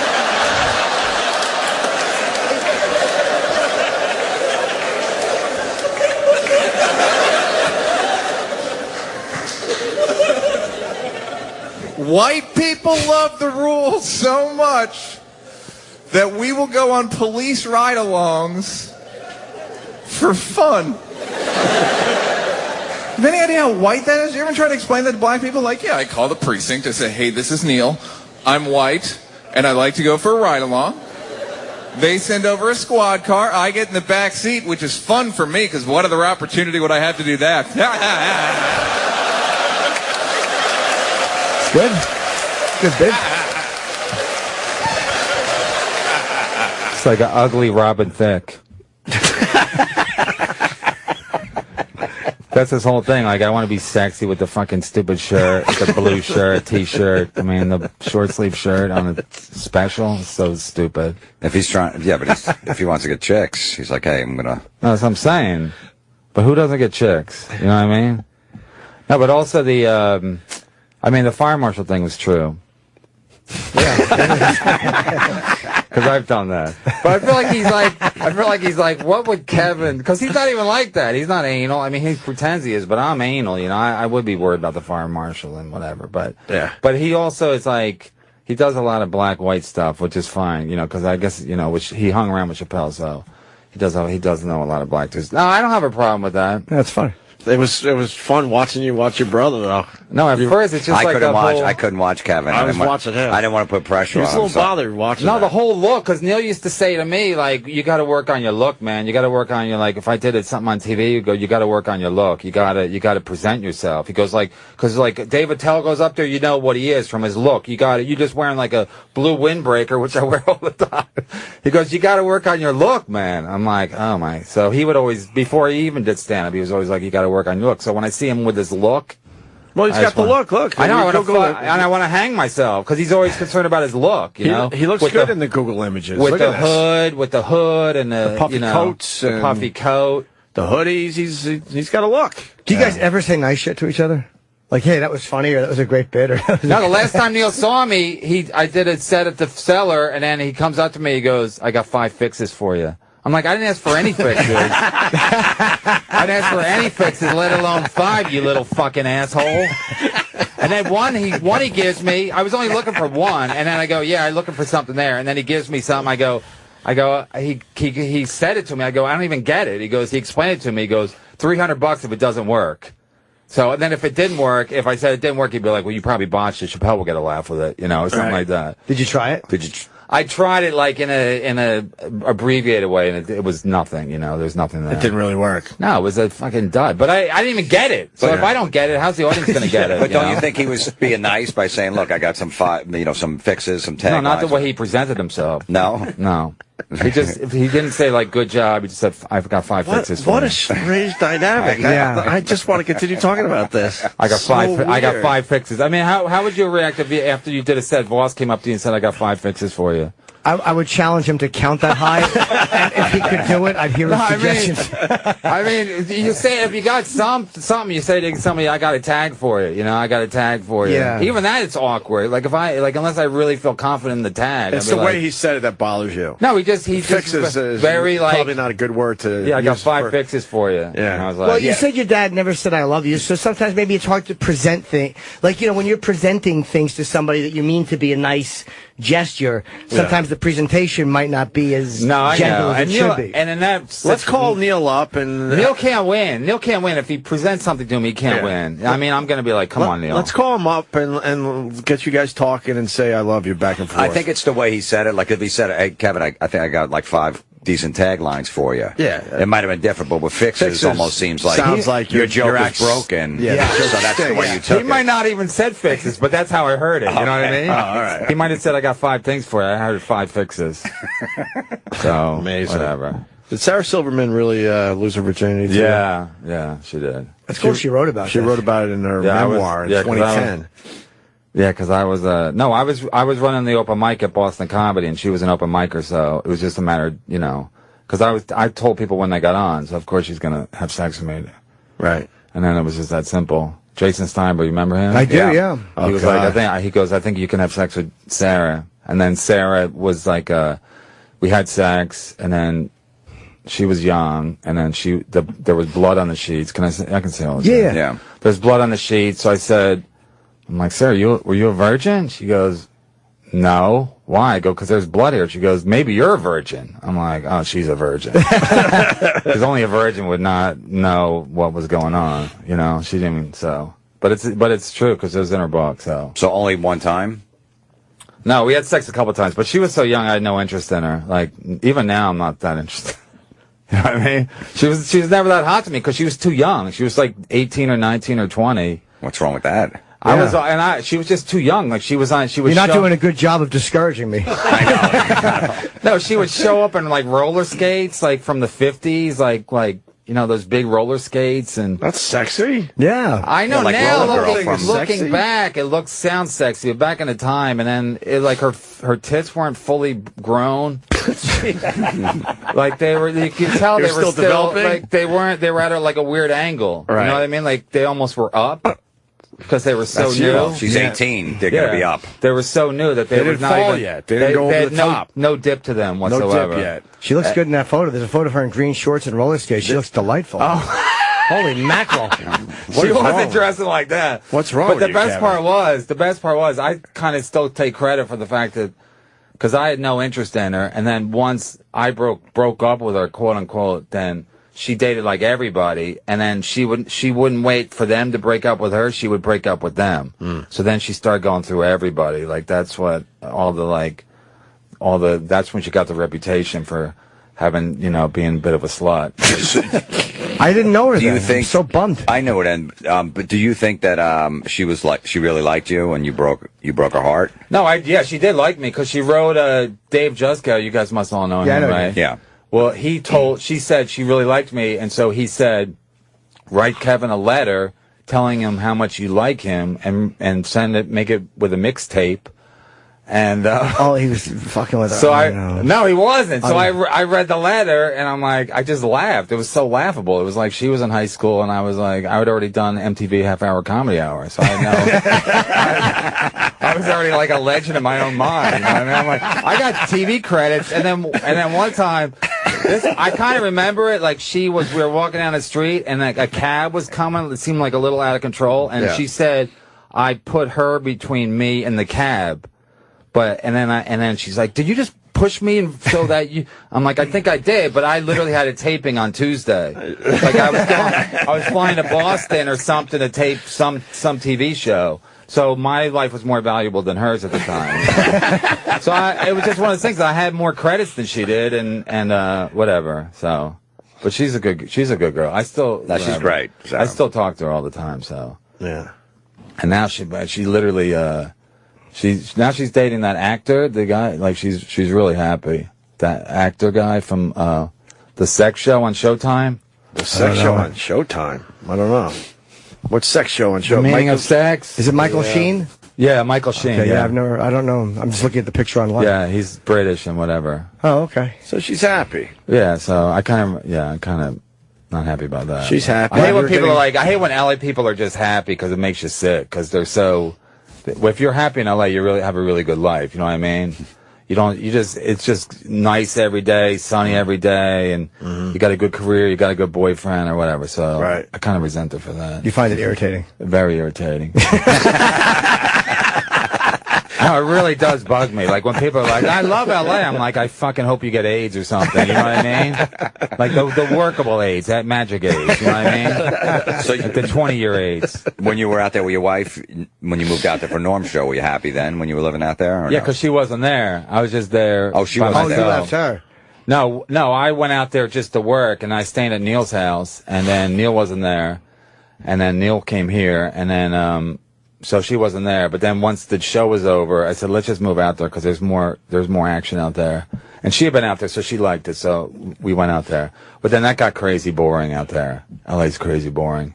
What part of LA were you in? Like West LA. But you can't, there's no hangout. Like you can't really hang with anybody, you know? You can't just run into people at the Comedy Cellar or whatever and just hang out, you know? I mean, you can, but I didn't work the Improv or whatever. Right.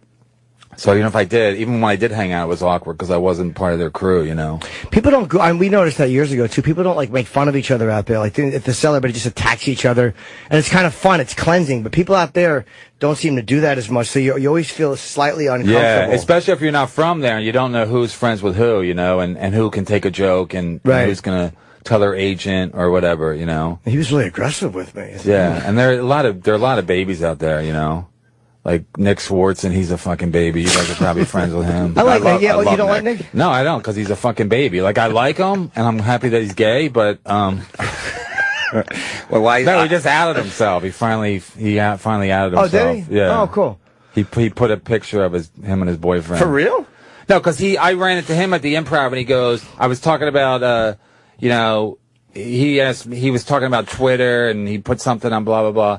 I said, well, he said, you know, you got to get more Twitter followers, and you got to go, I'll do like a shout, whatever, like on Friday, your follower Friday or whatever. Yeah, he told me to do it, and then when I asked him to do it, he just pretended like he didn't know me, you know.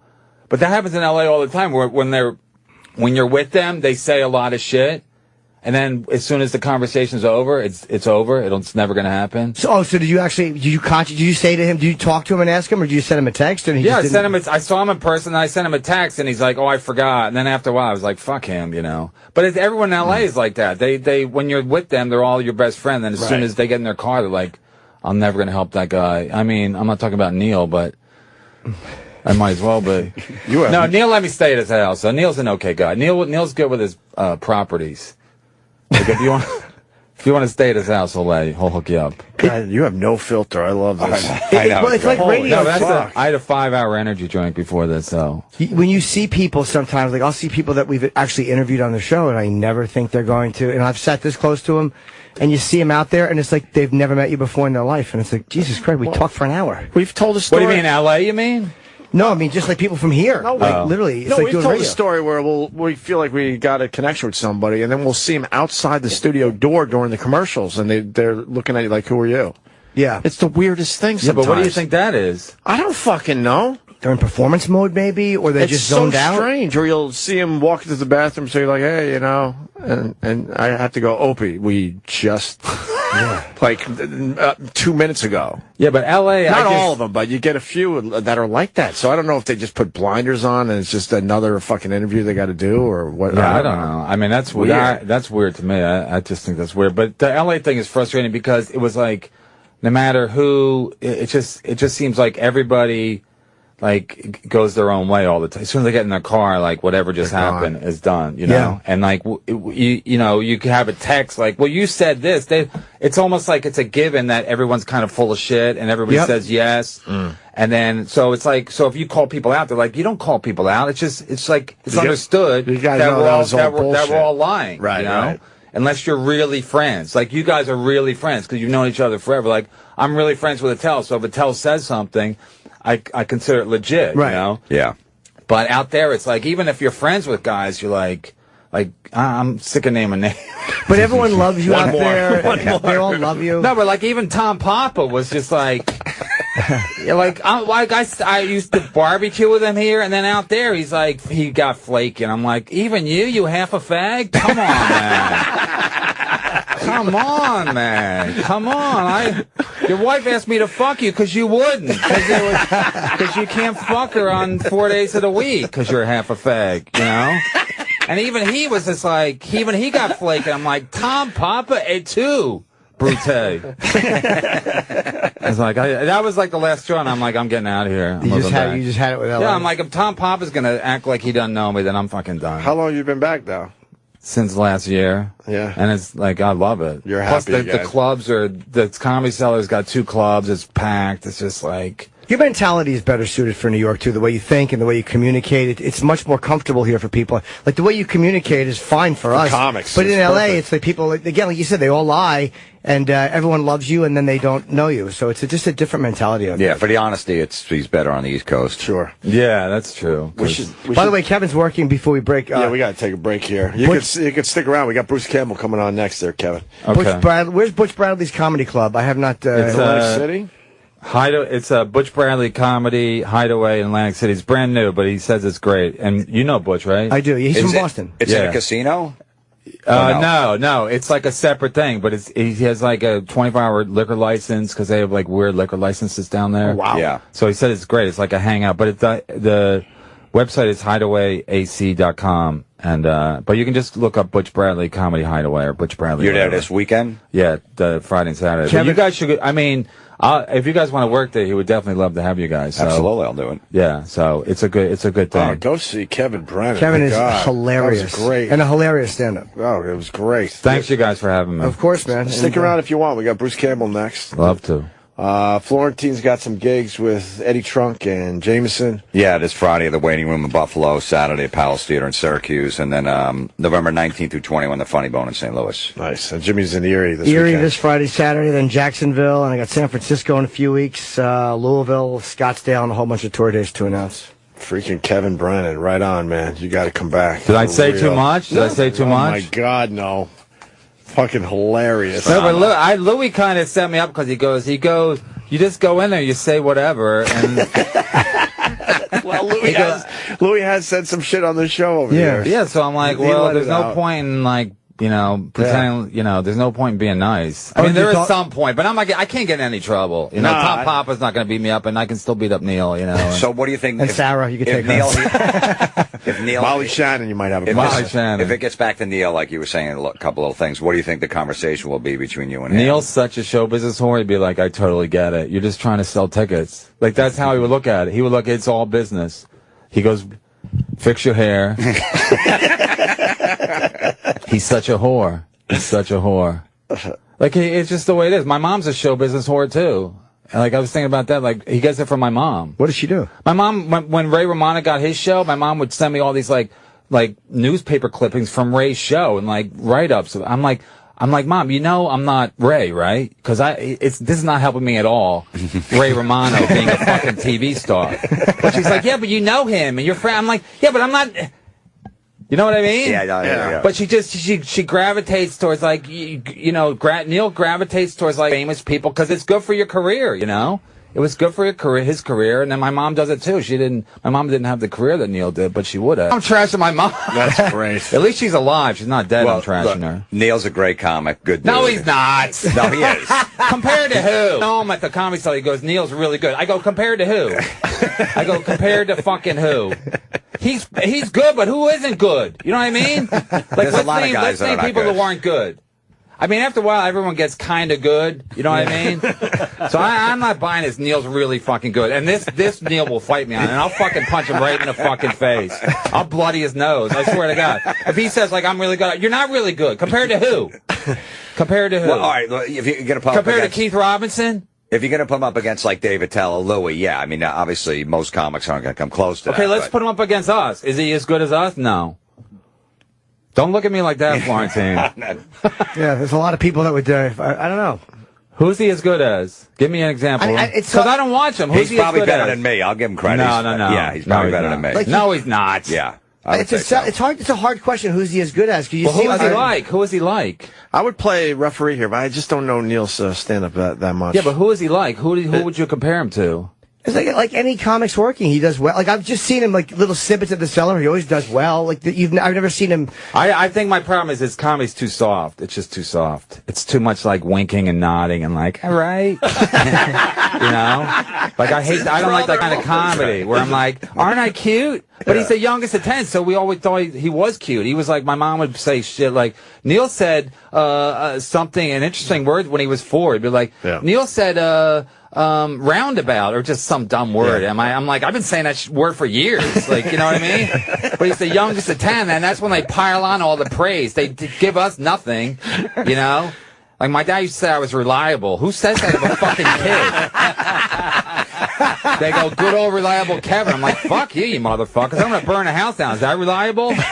Remember, I got some prizes. I got some surprises up my sleeve. Don't forget, he had a sweet dick. Yeah, he had a sweet dick. But Neil was a genius because he would come up with words when he was 4. I'm like, oh, okay. But they pile on at the end. You're from a big family, right? Yeah, well, the youngest, they probably, They pile on because they feel bad. They didn't do shit for anybody else. They save it all, and then they're like, oh, yeah, we should be nice to This is our some last of the kids. chance. Yeah. And they learn you're not going to break, too, I think. I think, like, just, there's a difference between me and my one sister, like, the way I was strictly handled and the way she got freedom. They just realize, all right, we'll let them do what they want. They're not going to fucking drop dead or collapse. Right. All right. So the youngest ones get it. We definitely have to take a break. Oh, yeah, Bruce is here. But Kevin, stick around if you want. Kevin Brennan is just killing it for us today. Bruce Campbell next. Stay there. All right. We got Kevin Brennan still in the studio. Just killed it for an hour. That's Whoo Kid to your left. I invited Whoo Kid in because Bruce Campbell's coming in. And I just casually said that to Whoo Kid in the hall, and he's like, oh, my God, I'm a huge fan. So, fuck yeah. So you can help us out with that. That'd be cool. Less work for us. We don't give a fuck. I love that guy. That guy's hilarious. Do you know Kevin? What? Oh, what's up, Kev? How you doing, sir? He's brothers with Neil Brennan, and they are very... Neil's got a lot of black friends, according to his act. So you probably know him. And they're very close, him and his brother, so... Oh, yeah? Yes. They're very close. They're from a loving family, and they really love each other and help each other out a lot. They're in the same business. I like that. I know. Oh, my God. I know. I got to get out of here, you guys. You have fun. I got to shoot. It just happened? No. But I got to go way out into Brooklyn, and it's 10:10 already, and my call time's 11:15, so I don't want to be late. Oh, okay. So, all right. I was going to wait, but it's like Bruce is not here yet. Is he here? No. Okay. Is Bruce going to make it in time? All right. You guys have fun. All right, man. We will. But when that clock hits 10:25, we're out of here. Oh, believe me, I know the drill. It's fucking cut loose as soon as it's done. Exactly. All right, bye, guys. See you later. Kevin, good thanks, seeing you. Jim. Of course, man. Yeah. Thanks, man. Have good shows this weekend. Jimmy's going to be in Erie, Pennsylvania this weekend. Yeah, I'll Friday see you and guys Saturday tomorrow. night. Yes. Bye, Whoo Kid. Oh, what's up? I said, enjoy yourself in the hood. How was Puff Daddy? Are you friends with him? Yeah, very good. Very close friends with him? For years. And you squeezed him on Sam's show, you son of a bitch. I mean, how about our show? we could have used the Puff Daddy hit on this thing. Oh, you wouldn't mind Puff Daddy infiltrating Opie and Jimmy? I could listen to him talk about himself for a half hour, no problem, like anybody else. Why, you think that's what he would do? Oh. He talks too much about like the 40, 50 million he makes every year. You want to hear that? He's a braggart. You know, the jewelry he has, the cars. He likes to brag. He's still making that much money a year? Yeah. Okay. He said it was slow last year. He made 42 million. It was slow. He told you that? Yeah. That it was slow. It was slow last year. I'll take a slow year. Yeah, but can I ask a racially insensitive question? Oh, yes, Why do please. black people always brag about how much money they make? And why are they always like showing, they have like jewelry and fancy cars? Like, aren't they asking for trouble? Aren't you basically just saying like how much money I have? Like, why wouldn't somebody go after Puff Daddy? Like rob him or like I want to. You know what I mean? You're basically asking for, white people don't do that. Bill Gates never tells you how much money he made last year. You don't know how much a white person makes ever. It's very rare when you go, oh, that guy your family is doesn't rich. even know. But Right. it's like a ghetto thing, right? What is it? Let me tell you what it is. That's why I dress like this. I don't want my family knowing how much I make. Fuck that. I gotta get an Abercrombie shirt, man. That's exactly right. Dressed out What in is this it? shit. What is it? I don't know what it is that black people always want to impress other black people where white people don't have to. You have a dirty Mercedes Benz. Ours is always clean. We have like Armor All on our tires. Have you ever put Armor All on your tires before? No. Do you care? Rims and all that shit? Do you care Who gives about a rims? fuck? No. You ever have rims on your car? No, but even with the clothing, like look how white guys dress and black guys always like. It's always like some ridiculously expensive shit. I got a new car, but you wouldn't be able to tell because it looks like shit. I don't know the last time I went through a car wash with this thing. It did the jewelry. Actually, I do know. Never. I've had it since June. And even like him having vodka, like how many white guys have a vodka line? You know what I mean? It's I don't get it. But I'll ask Neil once the show's over because Neil's got a probably good take on why black people have a vodka line. Like it doesn't even make sense. Why would you sell vodka? I got a black question. The sneaker thing. That's the stupidest one ever. You talking about like the Kanye Wests? They cost like two grand. I got a pair of sneakers. I paid like $1,700 for some Yeezys. But you don't wear them. But they don't wear them. They call I put them in a box. Wait, you wear $1,700 for sneakers? I wore them once, put them on Instagram, they're on the box. Oh my god! So now what do you do with them? You just visit them, open up the box every once in a while? It's stupid. It's like the dumbest shit, but you know, ignorance. But you'll admit, where it's do the you even dumbest buy shit. them? Where do you even buy a pair of sneakers like that? They have like these weird young kids, like white kids that sell it to us. Like, and where do you wear them for the one time? Because Patrice O'Neal used to talk about this. He would come in, and he goes, I forgot how many, but he had just a ridiculous amount of sneakers, and every single pair he only wore once. Yeah. He would wear it to some kind of event, and that was it. He could never be seen in those sneakers anymore. I'll wear it to like a Nick game or a Floyd Mayweather fight. I'll save it, you know. But you can't squeeze in 2 or 3? No. You can't wear... Who's going to know besides you? Right. Instagram. But that's like a girl. Like they can't wear that dress to another wedding. They go, that's you know what I mean? true. Like I wore it like 2 years ago. Yeah, but nobody was at that wedding that saw you 2 years ago. Yeah, I mean, how many pairs of sneakers you got, Florentine? 2. I got one that I mowed a lawn in, and one that I walk around in, which are on right now. Now that I do, that's it. Now that I do a little better for myself, I got 2 as well. 2 pairs. But most of my life was one There's pair. a comic that puts in his rider. Every comedy club has to get him a brand new pair of like Nikes, like $200. Oh, he's Nike. black though. He's black. Yeah, yeah. No, I know, but yes, and they have to have brand new It's Nikes. that guy who has like 9 kids. What's his name?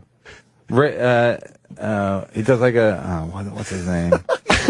He's black. Well, I've heard. No, you know who he is. I know who he is. I can see his face, but I can't think of his name. I don't know. Eddie something. Eddie Griffin. Eddie Griffin. Eddie Griffin. He has a new pair of sneakers in his, and I'm like, And his rider when he gets to the And what comedy does he do club. with the sneakers? He doesn't wear them. And then He what? just takes them I home. think he gives them to someone on his crew, and that's another thing. What's with the crews? No, I'm kidding. But the thing that I do, like if I travel, I travel every week. Yes. Once I get a bend on my Air Forces or any kind of Nikes, once I get that bend, I leave it in the hotel room. I don't wear it again. What bend? What's a bend? Like White. when your feet bend, like from walking, like your sneakers bend slightly, you don't wear it. That was it. It's all right. Oh, you don't want to see my sneakers. So what are you doing? You just put them in a closet then? I just leave them for like, Oh, you just leave them in the hotel room or wherever? It's like a Mexican or whatever. And they still look brand new to everybody else. Yeah, it looks brand new, but there's a bend. It's a rat. And what's it with the waiting out to get the new sneakers? I wouldn't even know what the new sneakers are. But in my neighborhood, I do have one of those sneaker shops, and almost every Saturday morning, so there's that many, coming out. They all camp out. They got their beach chairs, and they're waiting for the store to open. They actually fight each other for that shit. Like they shoot each other. Yeah, they kill shoot each other. Yeah, but you're looking afar, like Bruce Campbell. What the heck's going on? How are you, buddy? Fuck yeah. It's been a while. Am I sitting here? You're sitting there. Jimmy had to go shoot something in Brooklyn. So. Well, okay. And you played Reagan last night on Fargo. I did. See? Yo, that's crazy. They've both been in B movies, so it was perfect. Can I hear you, Reagan? Well, we're doing everything we can. That's about it. There you go. That is Reagan. That's all I got. That's basically all he said anyway. I gave a speech last night in Fargo. That's Kevin Brennan, a really funny comic. Good morning. Good morning. Really funny. Good morning. He's also, his brother's in comedy too, but whatever. And then you got not a big deal. And you got Whoo Kid over here, who's a huge fan of yours. Ran into him in the hall, and he's like, "Holy God, you got Bruce Campbell. I want to come in." So he's seen everything you've done. Everything. Fuck yeah. You got classy people in this joint. And Florentine, I'm sorry, Jim. Not really. How are you, man? I look at you more of a regular than one of our guests, and Jim Florentine.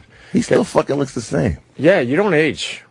What's that about? Yeah, okay. No, you don't. I'm in the crooked politician phase of my career. I can be gym teachers, coaches, crabby neighbors. It's awesome. You look like a politician.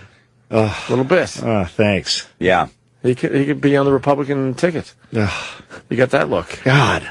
What's going on out there? What is happening? It's a debate tonight, so they can can't wait. It's a series of cheap shots. That's all it's going to be. I can't wait. What do you feel about the economy? Well, I think Carly Fiorina she's a jerk. Oh yeah, Donald Trump's a moron. It's like, come on, what are we talking about? I never watched these things until this year, though. No, some guy said, you got to watch it. You haven't seen any of these yet? I saw the second one. Okay. And they're entertaining as all It was hell. vital. Yeah. It was because now at the end of it you go, okay, now I know who the craziest son of a bitch on the planet is. Which one? Well, that's my question. Which one? Ben Carson seems to be leading right now in the crazy category. Well, the camera loves crazy, as they say. I've never heard that. Is that true? Yeah. Oh. Most actresses I've worked with are a little off. Yeah. And the camera goes kaboink. It looks into their soul, and you go, I can't take my eyes off of this because they're crazy. Yeah. Men are like that too. Not as much. No. The women are way crazier than the men. Well, the actresses are crazier than the actors. Yes. Okay. But some actors are crazy too. The camera does love crazy. Like who? Who's crazy? Who's crazy? Kevin Brennan just spent an hour fucking trashing everybody. His mom, half his family. I don't care. Well, it's the same thing with the female comics. Most of them are crazy too. I mean, there's a whole other level of craziness. Well, but once you get into the category of comics, isn't it all bets are off? I mean, aren't comics completely crazy too? No. I think you guys are all nuts. No, I think we start off a little crazy, and then we're allowed to be crazier, so we get crazier. But so it's like you get worse. Do you feel that a good childhood helps you be a good comedian or a crappy childhood? It's crappy. Right? Crappy, yeah. Crappy all the way. So did you have a crappy childhood? Absolutely. Well, he was Give me an just- example of crap. All right, he was just talking about his dad had a sweet dick. Damn. That's a crappy childhood. That's a crappy childhood. I had to take showers with my brothers. Damn. We used to my mom put 3 of us in a shower. Oh, we did it in the tub. Yeah, but we were old. 4 or we 5 in a tub. Yeah, at but one time. Yeah, but then when How you're old? babies, though, right? We made it probably to 6. Yeah, How we old? were 7, we were maybe. old. We were like in our teens. Yeah. And there was 3 in there? No, my oldest brother, we would be 3 of us in a shower, and then my oldest brother, he stopped going. So I said, "Where's Joey?" To my mom. She goes, "Oh, he's getting too old for that, so he's probably growing pubic hair." Right. So I'm guessing like 14, 15 he left. Well, once you pop up a wet one, it's time to get out of that shower. Yeah, pop up a wet one. Yeah. But we would literally wait in line we would have to wait for my brother to finish rinsing, and then I'd go, and then rinsing, quote unquote. Yeah, no, it's just, No one ever got an erection in the shower? No. But 14 or 15, and then No, you finally tapped out? Yeah, we But now is were that, not is kids. that, are you maxing out on that? That's what equated a crappy childhood? No, Mother believe me. forced us to shower together. No, we had a bad. I'm Irish Catholic, 1 to 10. I had a classic bad. We weren't coal Where did you miners, fall? Where'd but we you had fall? bad. Third oldest. Third oldest. Yeah. So in a pride of baboons, Yeah. the most pressure is on the number 1 baboon and the last baboon. Doesn't make sense. Because the number 1 baboon's got to run the show. Yeah. And then the youngest baboon's always getting hit. Come on, keep up, come on. Right. The number 2 baboon has the least stress. Where does the number 3 fall? No, what happened was my oldest brother and oldest sister, 1 and 2, they were like the king and the queen. They got their own bedrooms. I was like the beginning of the pack, of the middle pack. So I just had a classic like bad. I had to be responsible, but for like the younger kids, it was terrible. How many in one room? 2. We had big houses, Oh, but see, but my oldest brother and sister they had their own rooms, so they were like treated Yeah. differently, like because they're the oldest, and then the youngers got treated. All the middle kids are basically fucked up. you know? I was a middle kid when I was 7. Yeah, because you're overlooked. They don't give a shit. My you wife know? is the 11th of 11. Her hand-me-downs were from another generation. She was wearing like bell-bottoms in 1992. Yeah. Finally got to her. Yeah. We had 5 in one room for a while. All the You boys. did? Double bunk beds. How many in your How many family? siblings in your family? 7. Oh, you're 1 of 7 too? But 5 boys, so it was all of us in one room for a little bit. Yeah. And That must have been fun. My younger twin brothers, they had to share the bed for, I don't know how old they were. They weren't, they were probably like 6, I would guess, yeah. And then I mean, it's fun though, right? And then they finally built out the house, and then we started getting almost our own rooms. Almost. Built it out. Built it out, took that fucking top floor off, and started building everywhere. My wife's Adding father rooms. took a chain and a padlock and locked the refrigerator. Really? Because the older boys would they would eat everything in the refrigerator. So it's Sure. like, ain't gonna happen. He just locked it up. Oh my God. Unbelievable. I'm confused. Is that considered poverty in your world? What? How you guys lived? Is that considered poverty? I was fucking poor. Oh. We had no money. I don't know. I don't understand white poverty. Why? I'm trying to learn. I just sleep with my parents, so I don't know. You slept with your parents until what age? Till I was like 12, maybe. Oh my 13. God. Were you in the middle or were you in the end of the bed? I was at a quarter. Where the feet are. That's black poverty. Did you sleep upside down? Did your head go where their feet were? Yeah, I had to sleep. Like I had to see my father's feet. But wait, you had to sleep or you wanted to? I had to sleep. I had no choice. I had to get ready for school. Did you see? No, but wait, you didn't have another bed? No, we have a bed. That's so weird. You could throw a mattress on the floor Yeah, you can somewhere. sleep on the floor. No, because my mother's like backside was warm, so you know. God. Did you rest your head against it? Did you feel your dad's morning wood too?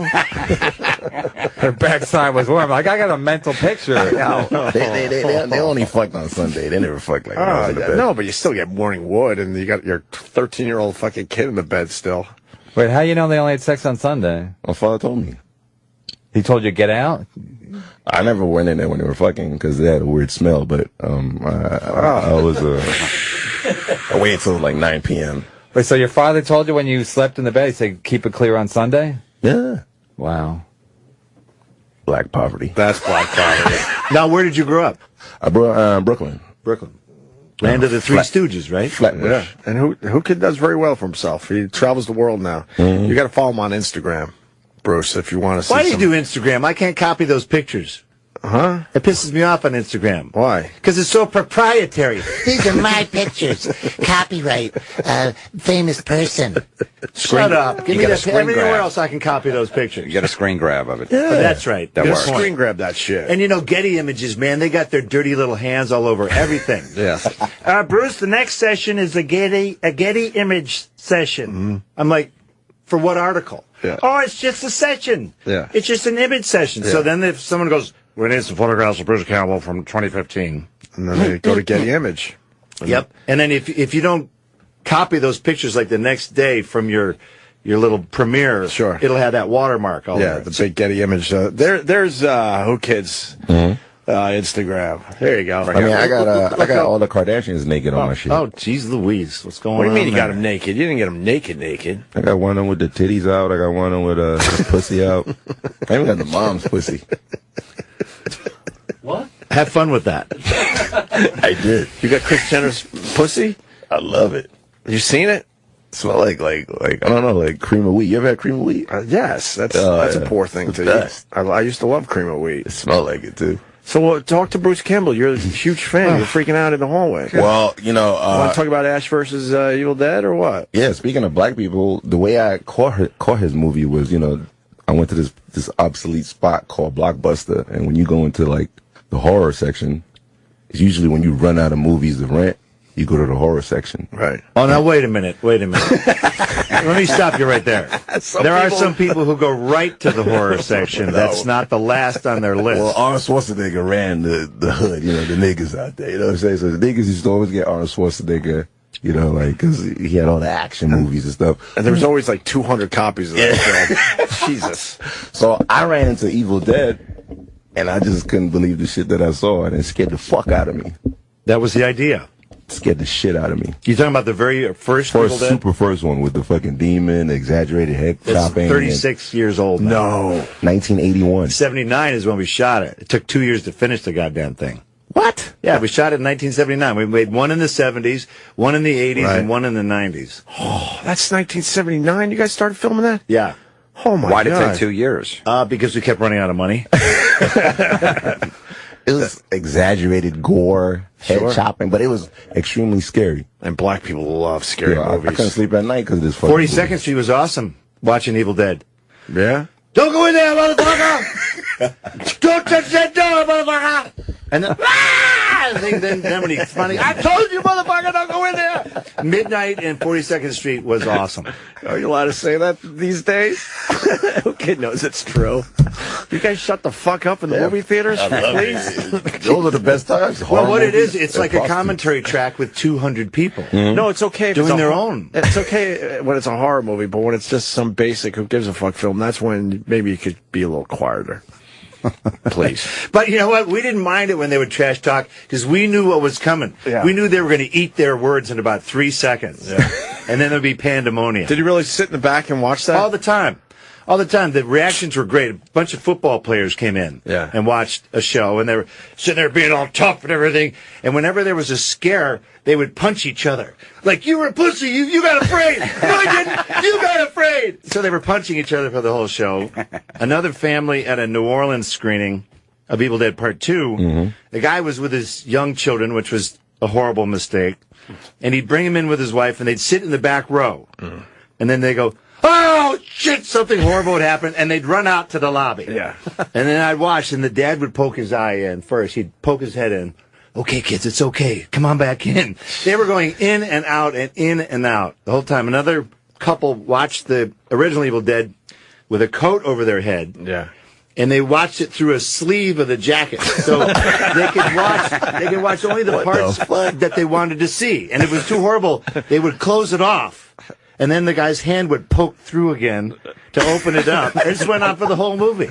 It's sometimes it's better to watch the audience than the movie. See, Kevin, your brother was right. Black people know how to have fun. They really do. They do know how to have fun. No, when the first Halloween came out, my roommate, or not my roommate, but a guy in the college, I heard he couldn't take it. He ran out of the theater.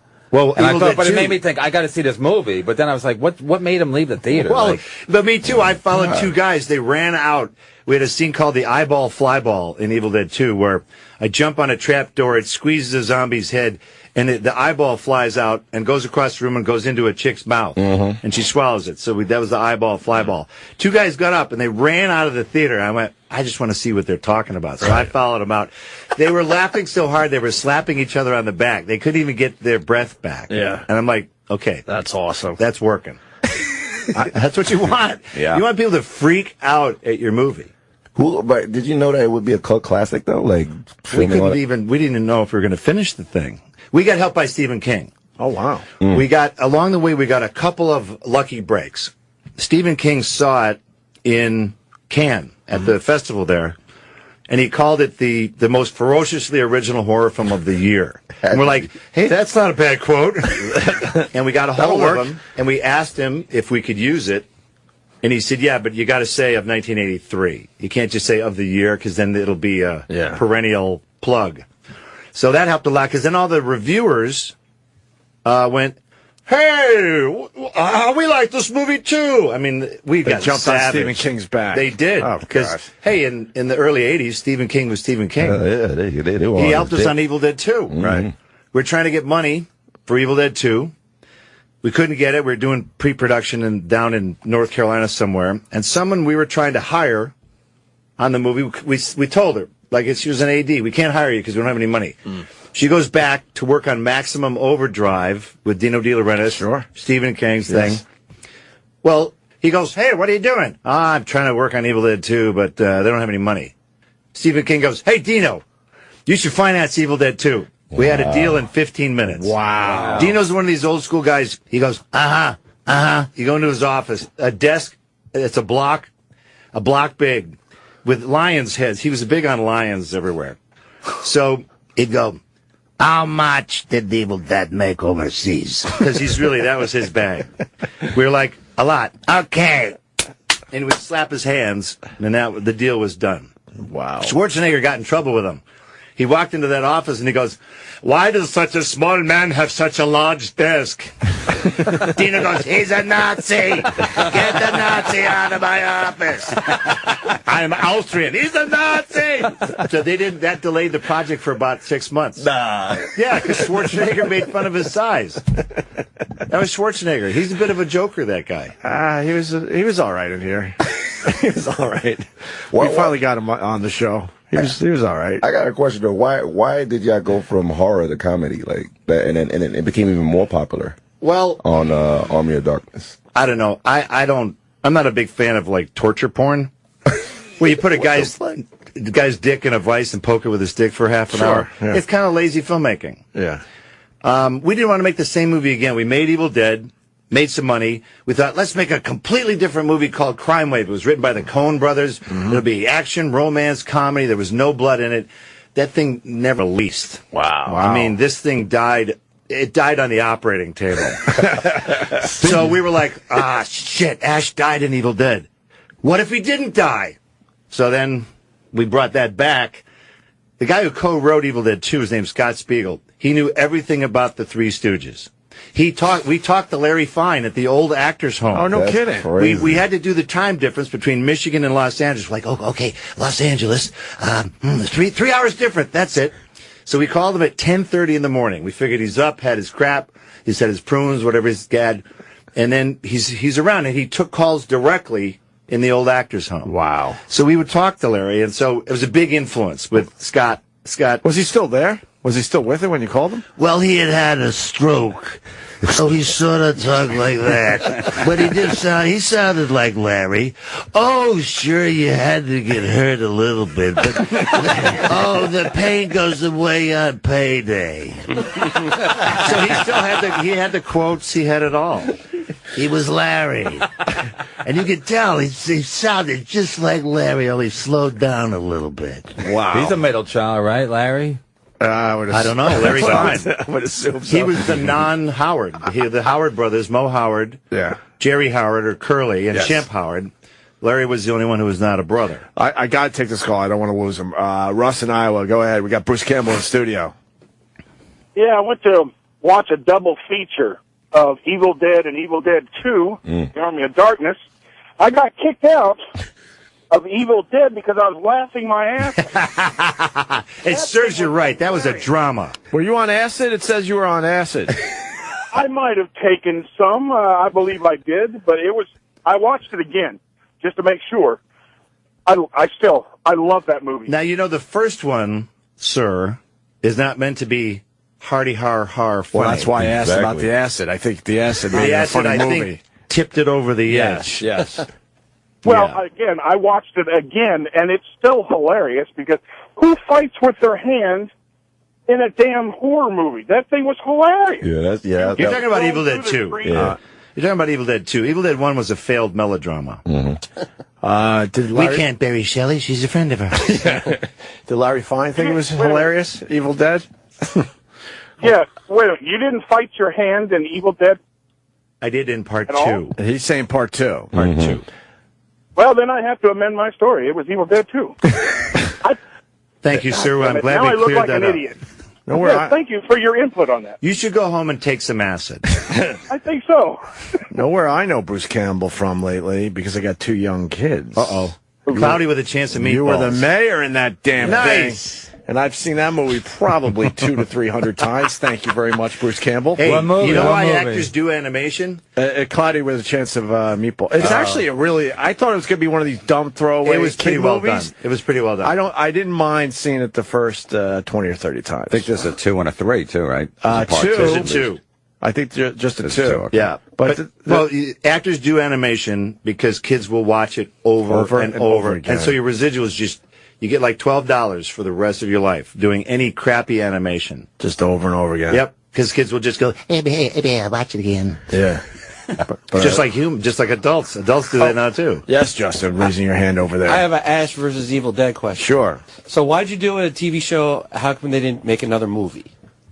When you say they, I'm they. How come you want to do another movie? How come you want to do a TV? How come you want it to be a TV show? Let me give you a little historical background. Yeah. A movie called Army of Darkness came out in 91. Right. Well, we shot it in 91. That also took 2 years.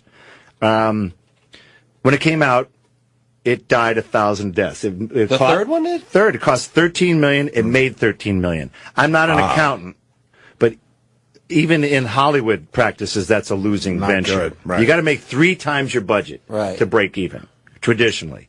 So we didn't. That thing failed. That's what everyone forgets. Why didn't you make a movie? Because no one did after that movie. Nothing. I started in one studio feature my entire life, my entire career. One movie. I starred in a Universal Studios movie, Army of Darkness, and I have not starred in a studio movie since. So it died. Right. And so that's what most people forget. But then the DVD craze came in. Anchor Bay Entertainment, company in Michigan. They went to Universal and they sub-licensed it. Because Universal was going, it's a widget. We'll just put these DVDs out. And they just stamp them. They don't do anything. And so they were selling okay, but they sub-licensed it. They did the missing scenes behind, the commentary, the making of, storyboards, all that crap. They sold 48 different versions of Army of Darkness. I mean, it's ridiculous. I think it's ridiculous. They've got so many versions out, and it brought it back from the dead, literally. So it was kind of resurrected over a long period of time. Sam Raimi, since that time, goes on to make, big movies like Spider-Man, gigantic movies. So are we going to make a $200 million Evil Dead movie? It sounds like a mistake. I mean, a serious mistake. Right. Well, it made $13 million, but it cost $200 million. Yeah. And so Rob Tapper and I, our third partner, we thought, well, we're TV guys. I'd finished Burn Notice for 7 years. Yeah. We sort of had it in our blood. Right. TV makes sense. You don't fuck around TV. You get there, you shoot it, you're done. By noon, someone's died in your arms, you shot the bad guy, and little Billy got his medicine back. I mean, television moves fast, and I like it. Features you want to hang yourself when you work on a big feature. And then you got to wait a year or so just to even see the finished product. That's got to be strange for And then you guys. got to promote for a year. Right.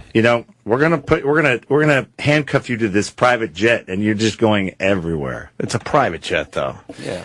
Yes, but Mark Ruffalo.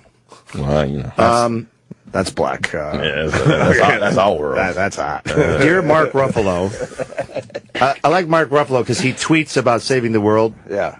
But then every other tweet is, see the Marvel movies! Mm-hmm. These movies use the most wood. They build the biggest sets. They use the most gasoline. They promote private jets, which is the worst offender as far as gasoline and shit like that. So, Mark, you got to be careful, man. Are you saying he's full of shit? I'm saying there's a slight, what's the word I'm looking for? Hypocrisy. Hypocrisy. That's the safe word. Yeah. I got a question for Ash. Is it weird for me to look at the blood hitting the Pablo character like over and over again in a sexual way? Why does it look kind of sexual in a new TV show? Well, you could make that distinction because of various liquids flying through the air that could be construed as something else other than blood if you were a twisted son of a gun. Yeah, I was looking at like a little bit of horror in somewhere in Iowa. It kind of reminded me like the stuff going on the face. I don't know. Well, you could go there. He keeps going there. You want to do?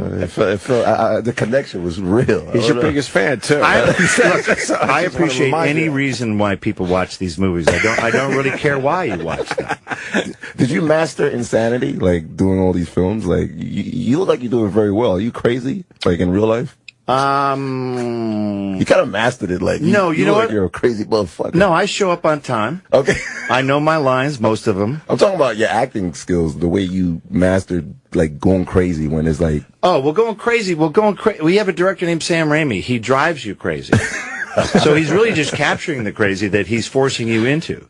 Like I'm tied in Army of Darkness. We're shooting a special effects scene, and then there's two of me, so I have to be strapped to a pole. This image that's on your computer right here. Yes. In order to get that, I'm strapped to a pole, and I have to look over at what's going to be my other face. So I can't move, and this took about an hour to strap me and set this up. We can't find Sam. Where's Sam? From behind me, I feel a 2x4, and I'm not kidding. It's a fucking 2x4 hitting me in the ankles. He's snuck behind the whole set, and he's poking me in the ankles going, are you ready for this, buddy? Are you ready for this shot, pal? What? Yeah. He goes to direct Quick and the Dead. I go, Sam, you going to hit Gene Hackman with a fucking 2x4? Leonardo DiCaprio, you going to poke him with a stick? Sharon Stone, what are you going to do to her? Pinch your ass just before the take? I mean, my God. But this is how he does it. That's funny. Like here's how directors, you hear these directors coddling their actors. Yeah. Oh, that was such a wonderful take. Mm-hmm. Sam would go, well, that was great. For somebody else's movie. Or you do another take and go, Bruce, that was great if this was a mini-series. You don't want to hear that. Well, I've known Sam so long, there's no point. Right. There's no point dancing around it. I'm not using that take. I can't use that take. Somebody else might use that take. Do we really have to wrap up? For real? You got a lot of press today, Bruce. Well, there you go again. That's what he did last night. I said that already. I mean, he did that Reagan. That was You weren't it. in studio. There He came in as you Reagan. go again. He was Reagan on Fargo last night. I saw it. Big fan. You asked your question. I know. Now get the hell out of here. I work here. I work here.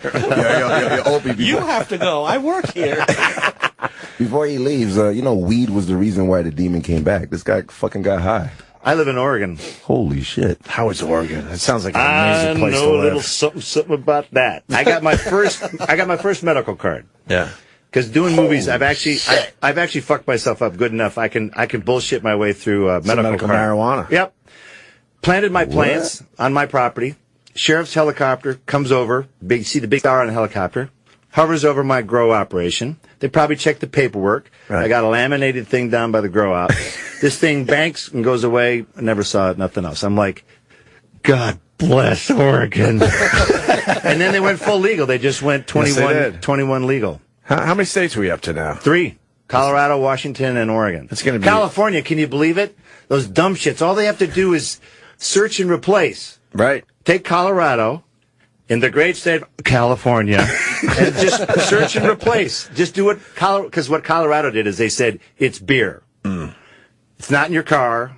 You can't be drinking it. You can't have some open shit in your car. Same thing. Right. They just treated it just like that. Well, that's crazy. Which will be the last state, you think? The last state? To legalize. Oh, we're talking your South Carolinas, your Dakotas, your Wyoming. Texas? Texas, there's a bunch of dope I just gotta smoking. go. Fuck. There's a bunch of dope smoking shit kickers in Texas. Yeah. So no, they might get it. It'll be Wyoming will go last because it'll be Dick Cheney going over my dead body, and it might just be. With that, we got to thank Bruce Campbell for coming in. Thank you very much. We're just getting started. So, Ash vs. Evil Dead Saturdays at 9 p.m. on Stars. Is that it? Anything else you need to promote? You're good. Fargo, you were terrific as Reagan in Fargo. Yeah, Justin. last night. I know, we know that. That's not a bad little show. It's a pretty cool little Fargo show. rules. Yeah. I haven't checked out the second season yet. I'm a little behind, but I'll get there. It's good. It's got Kirsten Dunst, and she's H.O.T. She is. She's right. All right, Bruce is leaving. Whoo Kid, thanks for coming in. Oh, yeah, it's a Kevin pleasure. Brennan, his first time on the show. He killed it. Kevin, where are you going to be again? Butch Bradley's Comedy Hideaway in Atlantic City. Right. HideawayAC.com, Friday, Saturday. And come back and see us. Thank you. And Jimmy's going to be in Erie this weekend, Friday and Saturday, and then Florentine. I'm in Buffalo and Syracuse yes, this thanks. weekend, Brooklyn on Sunday, and then Funny Bone in St. Louis, November 19, 21. I'm also Monday, November 23rd, digitalplayground.com. I'm a judge in this new series, Nice. like American Idol for porn. Joe Marie Jones. For Digitalplayground.com/DP Star, yeah. And all this is on JimFlorentine.com. Yeah. We're out. Thanks, guys. See you tomorrow.